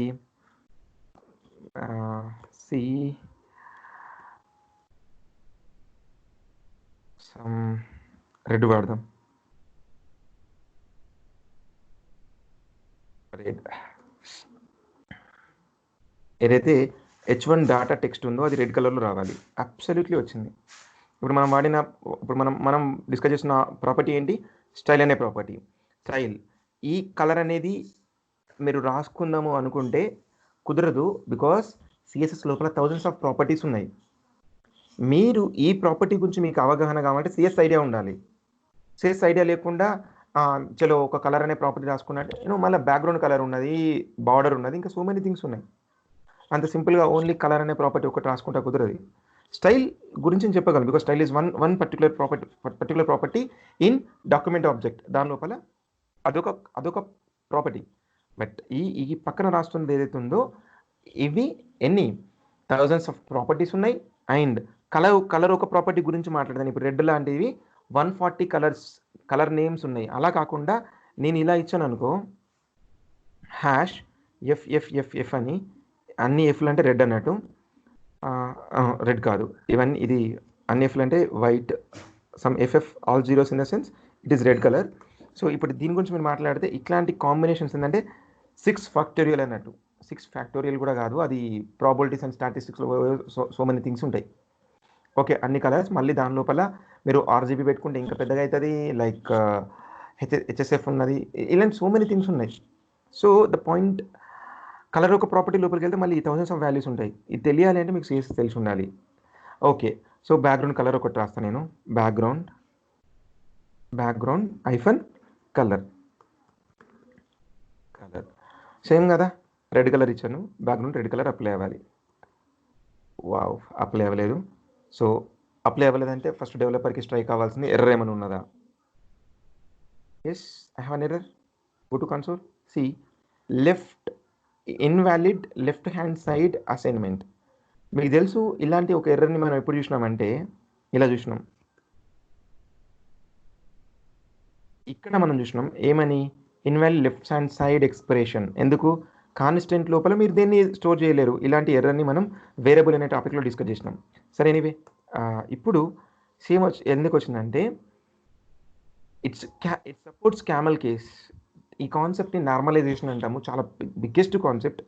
సో ఐఫన్కి బదులు మీరు ఏం చేయాలంటే క్యాపిటల్ C రాయాలి. I think you will get the output. Yeah, got the output. Okay, ఎక్కడైనా మీరు ఐఫన్ ఇవ్వాల్సి వస్తే, CSS నుంచి ఇక్కడ ఐఫన్ ఇవ్వాల్సి వస్తే మీరు ఏం వాడతారు, ఐఫన్కి బదులు ఐఫన్ తీసేసి దాని తర్వాత నెక్స్ట్ లెటర్ ఏదవుతుందో అది క్యాపిటల్ వాడతారు. అప్పుడు అది మీకు క్యామల్ కేస్ లాగా అవుతుంది. ఈ కాన్సెప్ట్ని ఏమంటాం మనం, నార్మలైజేషన్ అంటారు. Please note down somewhere. Normalisation చాలా biggest concept and wonderful concept also, normalisation.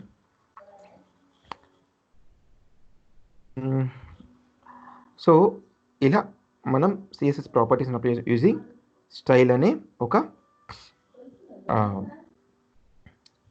Property from the document object. Okay, ఇప్పుడు నేను మాట్లాడబోయే కాన్సెప్ట్ ఏదైతుందో దట్ ఈస్ అబౌట్ ఈవెంట్స్ ఎన్ని ఉన్నాయి మనకు అంటే 60 అబోవ్ ఉన్నాయి. 60 అబోవ్. నేను మీతో క్లాస్లో ఒక 20 వరకు డిస్కస్ చేస్తాను. ఎందుకు సార్ 60 ఎందుకు డిస్కస్ చేయరు, ఈ 20 ఎందుకు డిస్కస్ చేస్తారంటే every event perform same operation. నేను అసలు ఒక ఈవెంట్ గురించి మీతో డిస్కస్ చేస్తే చాలు, రిమైనింగ్ ఈవెంట్స్ అన్నీ కూడా సేమే. ఒక్కొక్క ఈవెంట్కి ఒక్కొక్క ఫంక్షనాలిటీ ఉంటుంది. సింపుల్గా చెప్పాలంటే, సింపుల్ ఎగ్జాంపుల్ చెప్పాలంటే, ఒక ఈవెంట్ అసలు ముందు ఈవెంట్ అంటే ఏంటో డిస్కస్ చేద్దాం. ఒక ఈవెంట్ గురించి మాట్లాడితే, ఒక బటన్ మీద నేను క్లిక్ చేసినప్పుడు అది ఒక ఫంక్షన్ని కాల్ చేస్తుంది. బటన్ మీద క్లిక్ చేసినప్పుడు ఏం జరుగుతుంది, ఒక ఫంక్షన్ని కాల్ చేస్తుంది. ఓకేనా? సో అలాగే మౌస్ ఓవర్ అయినప్పుడు, మౌస్ సెంటర్ అయినప్పుడు, మౌస్ లీవ్ అయినప్పుడు ఒక్కొక్క దానికి ఒక్కొక్క ఈవెంట్ ఉన్నది అన్నట్టు. కాపీ అయినప్పుడు, ప్రింట్ అయినప్పుడు, పేస్ట్ అయినప్పుడు, అవన్నీ ఈవెంట్స్, డిఫరెంట్ ఈవెంట్స్. అవి ఏం చేస్తాయి, అన్నీ కూడా సింపుల్గా ఫంక్షన్స్ని కాల్ చేస్తాయి. మీరు ఆ ఫంక్షన్స్ లోపల రాసుకోవచ్చు, ఏదైనా లాజిక్ రాయొచ్చు, ఫంక్షన్ లోపల ఏదైనా లాజిక్ రాయొచ్చు, రైట్? సో నేను ఇప్పుడు ఈ ఒక పర్టికులర్ లాజిక్ కోసం వేరొక ఇంకొక అసైన్మెంట్ లేదంటే టాస్క్ అని పెట్టేసుకొని రాద్దాము. టాస్క్ 1.html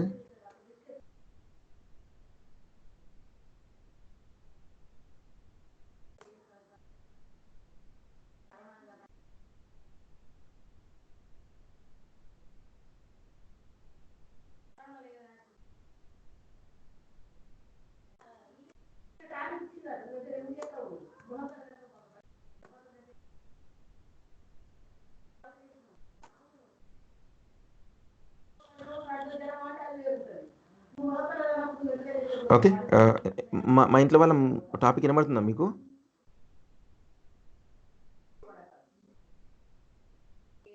సార్ వినిపిస్తుంది. వినిపిస్తుందా? ఓకే. వాళ్ళతో డీప్ డిస్కషన్లో ఉన్నారు. ఇప్పుడు వాళ్ళని డిస్టర్బ్ చేయను. ఒక్క నిమిషం వాళ్ళు. పర్లేదు సార్, పర్లేదు. లే hero. Yeah, okay. Okay, so చూడండి, what is our next topic? ఒక టాస్క్ చేస్తున్నాం కదా మనం. అంత పెద్ద టాస్క్ ఏం కాదు, చిన్నదే, బట్ కాకపోతే కొంచెం యూస్ఫుల్. ఈవెంట్ కొంచెం డిస్కషన్ కావాలి కాబట్టి ఇక్కడ బటన్ పెట్టుకుంటున్నా.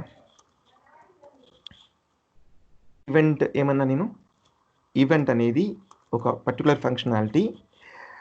సో దాని ఫంక్షనాలిటీని బేస్ చేసుకొని అది కొంచెం స్క్రిప్ట్ని ఎగ్జిక్యూట్ చేస్తుంది. స్క్రిప్ట్ని ఏం ఎగ్జిక్యూట్ చేస్తే చూద్దాం మనం. సింపుల్గా నేను అలర్ట్ లోపల హలో అని ఇస్తున్నా. హలో. ఓకే, సో ఇదేంటిది, జావా స్క్రిప్ట్ కోడే కదా. ఎక్కడ రాయాలి మనం? స్క్రిప్ట్ అనే ట్యాగ్ లోపల రాయాలి జనరల్గా. సరే, నేను స్క్రిప్ట్ అనే ట్యాగ్ పక్కకు పెట్టేసిన. ఓకే, ఒకసారి దీన్ని రన్ చేద్దాం.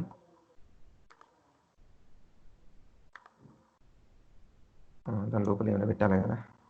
Click me. Okay, so just I reload it. So if you I got the popup. అంటే ఏమైంది, మీరు జావా స్క్రిప్ట్ కోడ్ని ఎక్కడ రాయొచ్చు? ఈవెంట్స్ లోపల కూడా రాయొచ్చు. ఈ కోడ్ ఎప్పుడు ఎగ్జిక్యూట్ అవుతుంది? ఈవెంట్ బేస్ చేసుకొని. మీకు ఆల్రెడీ తెలుసు, సెట్ ఆఫ్ ఒక ఫంక్షన్ ఏదైతే ఉందో, ఒక ఫంక్షన్, ఆ ఫంక్షన్ ఎప్పుడు ఎగ్జిక్యూట్ అవుతుంది? ఫంక్షన్ కాలింగ్తోనే అవుతుంది. ఓకే, ఆ ఫంక్షన్ కాలింగ్ అనేది ఎవరు డిసైడ్ చేస్తున్నారు? ఈవెంట్ డిసైడ్ చేస్తుంది. దీనికి క్లిక్, ఇప్పుడు ఆన్ క్లిక్ అన్నా కాబట్టి, ఆన్ మౌస్ ఓవర్ అని ఒక ఈవెంట్ ఉంది. Mouse over or mouse down, mouse centre, mouse leave, mouse over, so many things ఉన్నాయి. ఫస్ట్ నేను మౌస్ ఓవర్ చూపిస్తాను మీకు. So just reload this and go. మీకు మౌస్ ఓవర్ చేయగానే నాకు పాపప్ వచ్చేసింది. ఓకే, అలాగే మౌస్ లీవ్ అందాం. Mouse leave.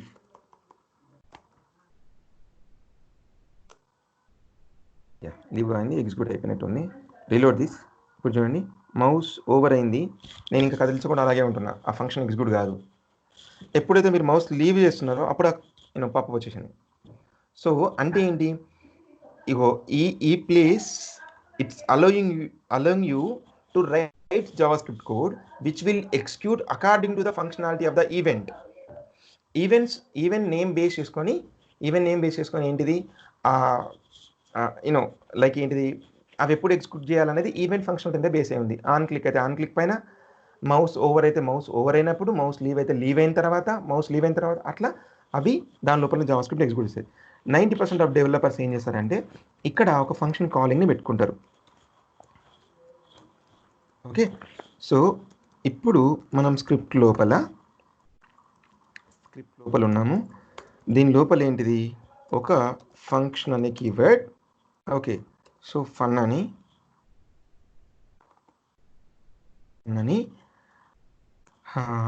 దీని లోపల ఏంటి, alert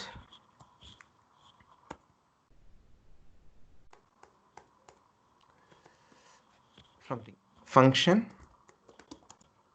called. So function calling అనే దాన్ని నేను ఎక్కడ పెట్టాను, ఫంక్షన్, ఇది ఫంక్షన్ డెఫినేషన్. కాలింగ్ ఎక్కడ పెట్టినా, మౌస్ లీవ్ లోపల పెట్టేసిన. ఇదంటే క్లిక్ రాసుకుందాం, ఆన్ క్లిక్ రాసుకుందాం.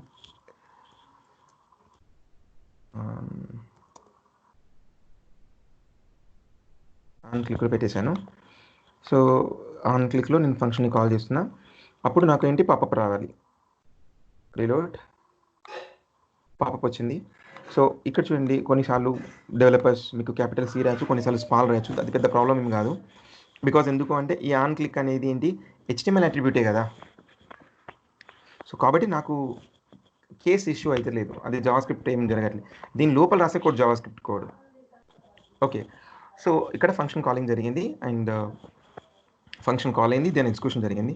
సో నా పాయింట్ ఏంటి అంటే, ఎప్పుడైతే మీకు బటన్ క్లిక్ అవుతుందో అప్పుడు ఏం జరగాలంటే వేర్ ఈ ఫంక్షన్, ఈ పారాగ్రాఫ్ ఏదైతే ఉందో విచ్ ఇది హైడ్ అయిపోవాలి.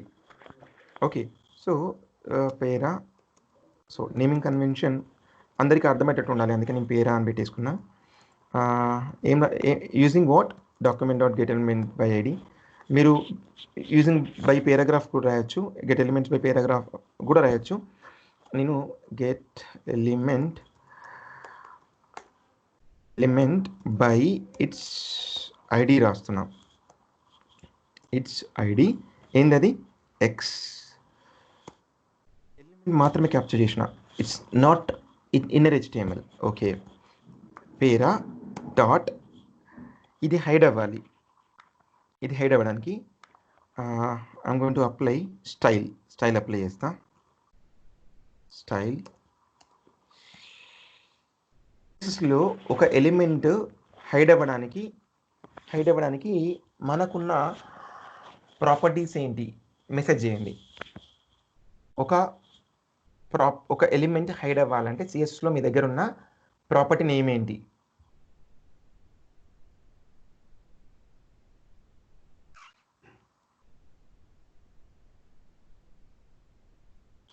అనిల్ CSS ఎక్స్పర్టా?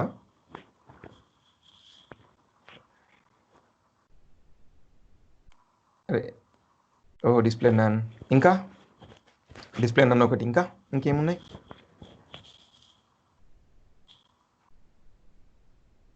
సమ్వన్ డిస్ప్లే నేను ప్రాపర్టీ వాడుకొని హైడ్ చేయొచ్చు. ఇంకోటి ఏదో ఉన్నదట అని రాస్తున్నాడు. Visibility hidden, that's good. 2 answers given by the Anil Kumar. So ఏంటది, display what is that, none. Display none కనుక మీరు వాడితే పారాగ్రాఫ్ ఏదైతే ఉందో విచ్ విల్ హైడ్ అయిపోతుంది. చూద్దాం ఒకసారి, హైడ్ అవుతుంది కదా. ఎస్, మీకు తెలుసు అనుకుంటా.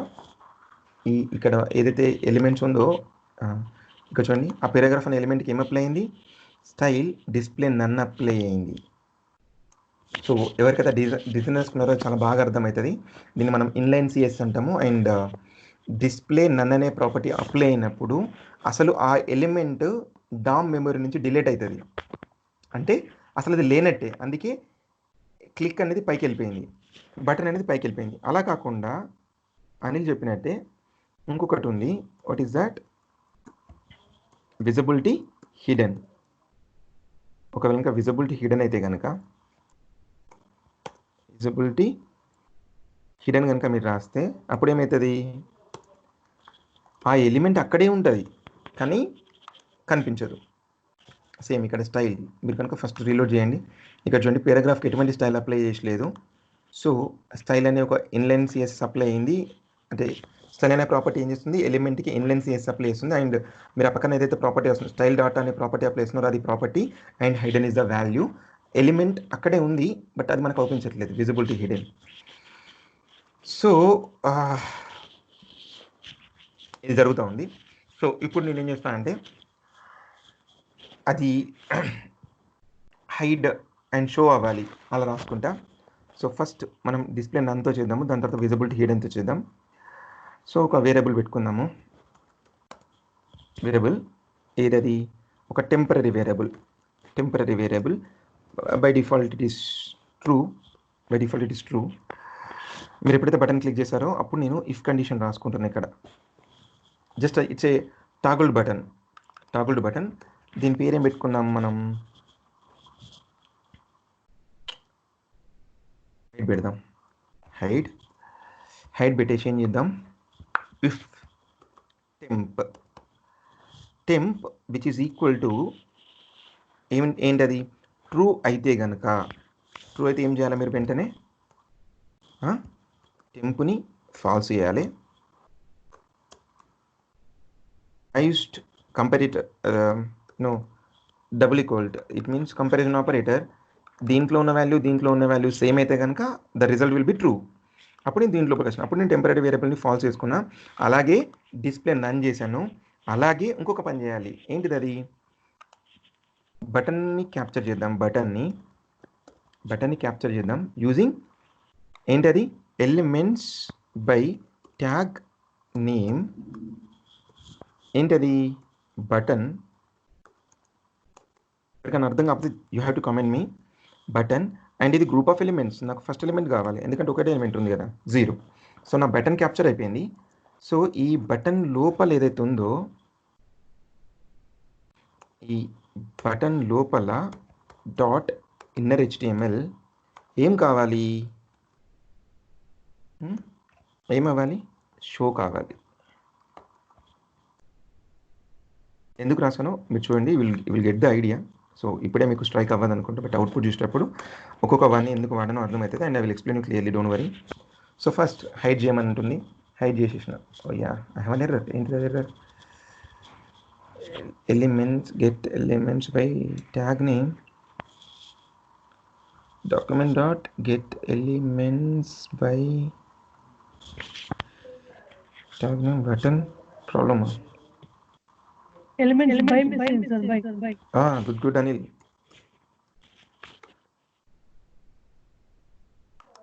ఎస్, షో అయింది కదా. When you click on the show నాకేం కావాలి, మళ్ళీ అవ్వాలి. అప్పుడేంటి, సింపుల్గా ఎల్స్ పెట్టేసుకుంటారు.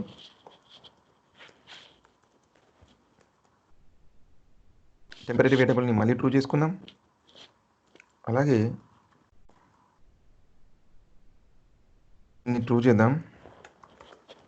ఓకే, దీన్ని ఏదో చేద్దాం. తర్వాత దీన్ని ఏం చేద్దాం, మళ్ళీ హైడ్ చేద్దాం.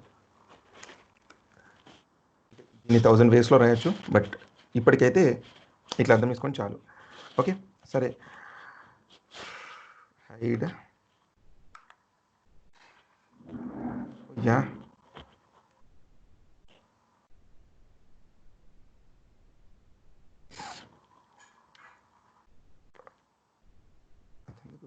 ఎందుకు ఎల్స్ లో సార్ చెప్పండి హీరో. స్టైల్ డాట్ డిస్ప్లే నన్ననే ఉంది కదా సార్, మళ్ళీ అగైన్. దాన్ని మార్దాం, బట్ నాకు షో కాస్త హైడ్ ఎందుకు అవుతలే అనేది పాయింట్. ఓకే, షో కాస్త హైడ్ కావాలి కదా. అవును sir.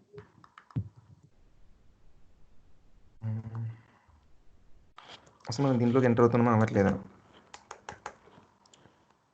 So dot log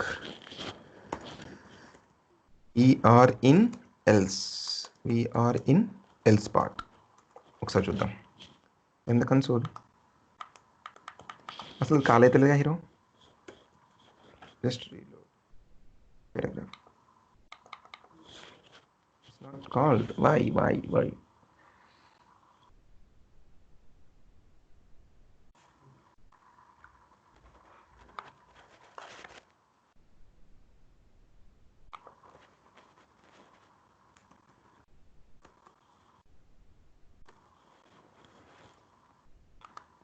we're in if of course if మళ్ళీ ఇఫ్ ఎగ్జిక్యూట్ అవుతాను. ఎందుకట్లా అవుతుంది? టెంపరీ లోపల టెంపుని ఫాల్స్ ఇచ్చేసినాం కదా. Yeah, biggest problem. What is the problem? మీరు ఎవ్రీ టైం బటన్ క్లిక్ చేసినప్పుడు మళ్ళీ ఇది ఎగ్జిక్యూట్ అవుతూ ఉంది. నేను బయటపడేద్దాం ఫంక్షన్ బయట. అర్థం కాకపోతే అడగండి నన్ను, ఏమంటున్నా. సో మీరు ఎప్పుడైనా మళ్ళీ దీని బటన్ మీద క్లిక్ చేస్తారో అప్పుడు మళ్ళీ function execution from top to bottom అవుతా ఉంది. సో 7th లైన్ మళ్ళీ ఎగ్జిక్యూట్ అయింది కాబట్టి టెంప్ అనే వేరియబుల్లో మళ్ళీ ఏమైతే ఉంది, మళ్ళీ ట్రూ అవుతా ఉంది కాబట్టి ఎవ్రీ టైం ఇదే కండిషన్ ట్రూ అవుతా ఉంది. సో ఇప్పుడు మనం అనుకున్నది అవుతుంది. సో నా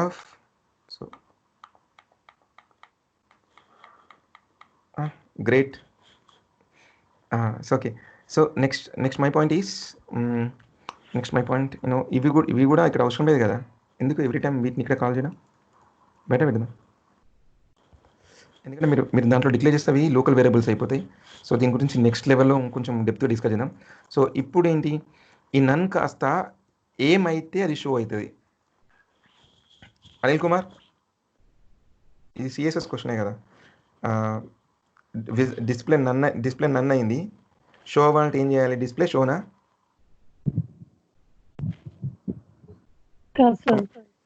కమెంట్ అయ్యి మనం వాయిస్ ఏం అవసరం లే. చెప్పు, మీకు తెలిసిన ఆన్సర్ చెప్పేయండి. ఇంకెవరికైనా ఆన్సర్ తెలిసి అక్కడ పెట్టండి. డిస్ప్లే ఏం ప్రాపర్టీస్ ఉన్నాయి, ఏది పెట్టడం వల్ల నన్ను ఓవర్ రైట్ అవుతుంది?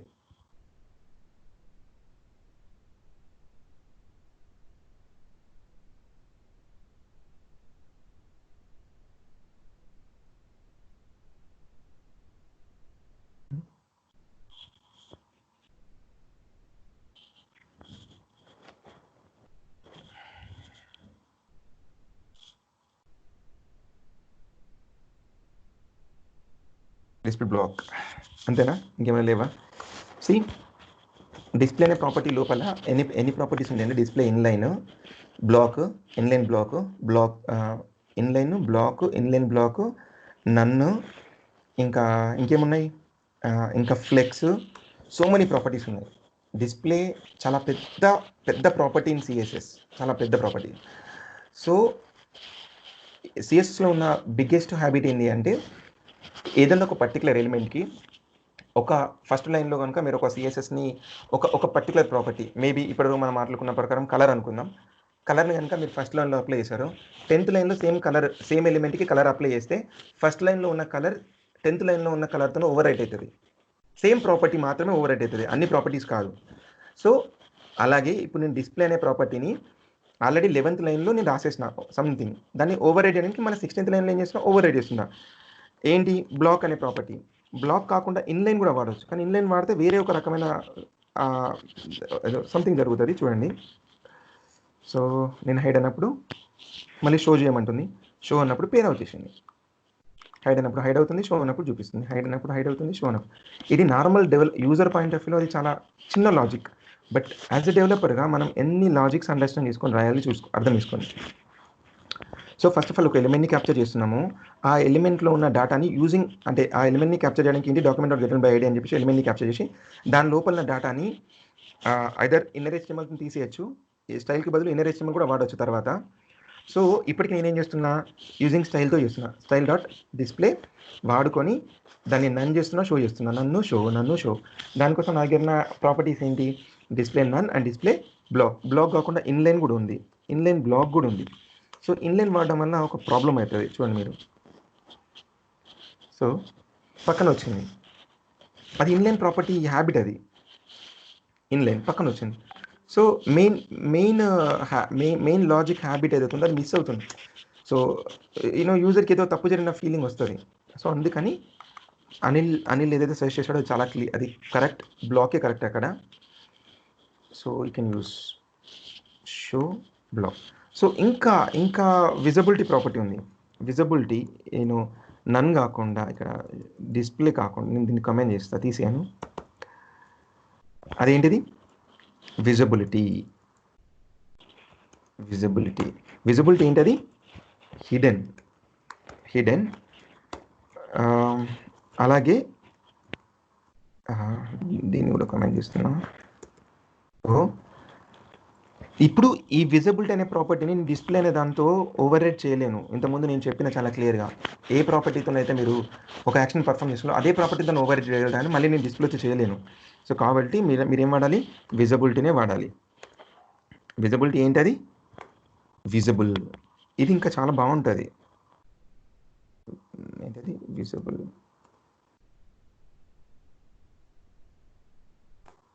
Visibility, visible.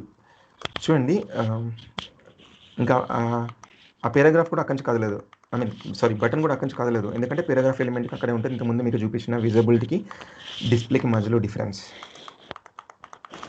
So show hide అవుతా ఉంది, అండ్ హైడ్ అయినప్పుడు హైడ్ అవుతుంది, షో అన్నప్పుడు షో అవుతుంది. That's it. ఓకే, సో ఇది ఒక పర్టికులర్ టాస్క్ కనుక మనం తీసుకొని దాన్ని మనం అండర్స్టాండ్ చేసుకొని ఇంప్లిమెంట్ చేసే పద్ధతి. సో జావా స్క్రిప్ట్లో మీరు ఎన్ని టాస్కులు చేస్తారనేది చాలా చాలా ఇంపార్టెంట్. సో ఈ టైంలో నాకు ఒక ఎగ్జాంపుల్ చెప్పాలనిపించింది, I taken this example. So ఇంకొక ఎగ్జాంపుల్ చెప్తాను మీకు. సో నేను యూజింగ్ సిఎస్ఎస్తో చేసిన కదా, దాంతో కాకుండా నేను దేంతో చేస్తా అంటే ఇన్నర్ HTMLతో చేస్తా. Inner HTML. ఇప్పుడు ఏదైతే ఈ పారాగ్రాఫ్ ఉందో దాంట్లో నుంచి డేటా ఎరేజ్ చేశాను నేను, దాంట్లో డేటా తీసేసిన. అప్పుడు ఇక్కడ ఏం రాయాలి, కెన్ ఎనీవన్, ఇక్కడ ఏం రాయాలి నేను? అప్పుడు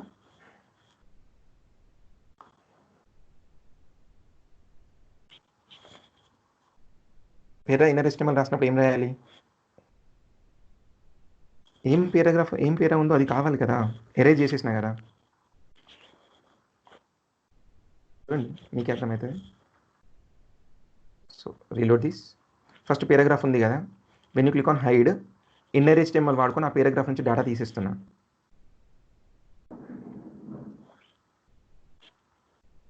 ఈ పారాగ్రాఫ్ లోపల క్లిక్ దిస్, పారాగ్రాఫ్లో ఉన్న డేటా పోయింది. మళ్ళీ ఎప్పుడైతే మీరు షో అంటారో అప్పుడు పారాగ్రాఫ్కి నేను డేటా ఇచ్చాను. ఇంతకుముందు ఏంటి, సిఎస్ వాడుకొని చేసిన. ఇప్పుడు ఏం చేస్తున్నా, inner HTML or inner text. Okay, so ఎవరికైనా ఇంతకుముందు లాస్ట్ టాపిక్ అర్థం కాకపోతే just comment or else try to understand. ఒక 2 minutes తీసుకొని అర్థం చేసుకొని ట్రై చేయండి.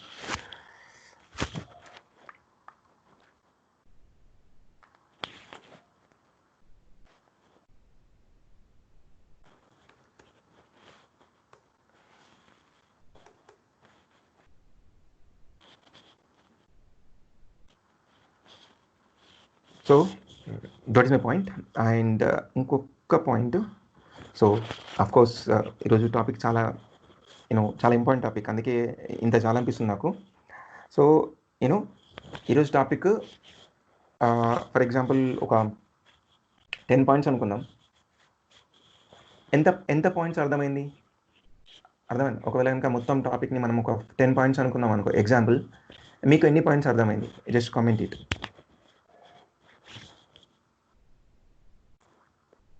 దుర్గమణి ఇందులో టాప్ ఉంటాడు. గుడ్. ఇంకా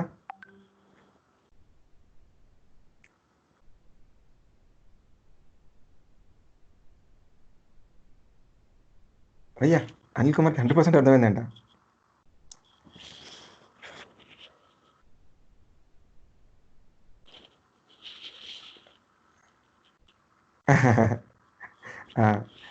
సి, ఇది నాకు మీరు ఇచ్చిన రేటింగ్ కాదు, మీకు టాపిక్ ఎంత అర్థమైందో దానికి ఇచ్చిన రేటింగ్. ఓకే, ఇది నా రేటింగ్ కాదు. ఓకే, చలో, ఎనీవే, మీట్ యు లేటర్.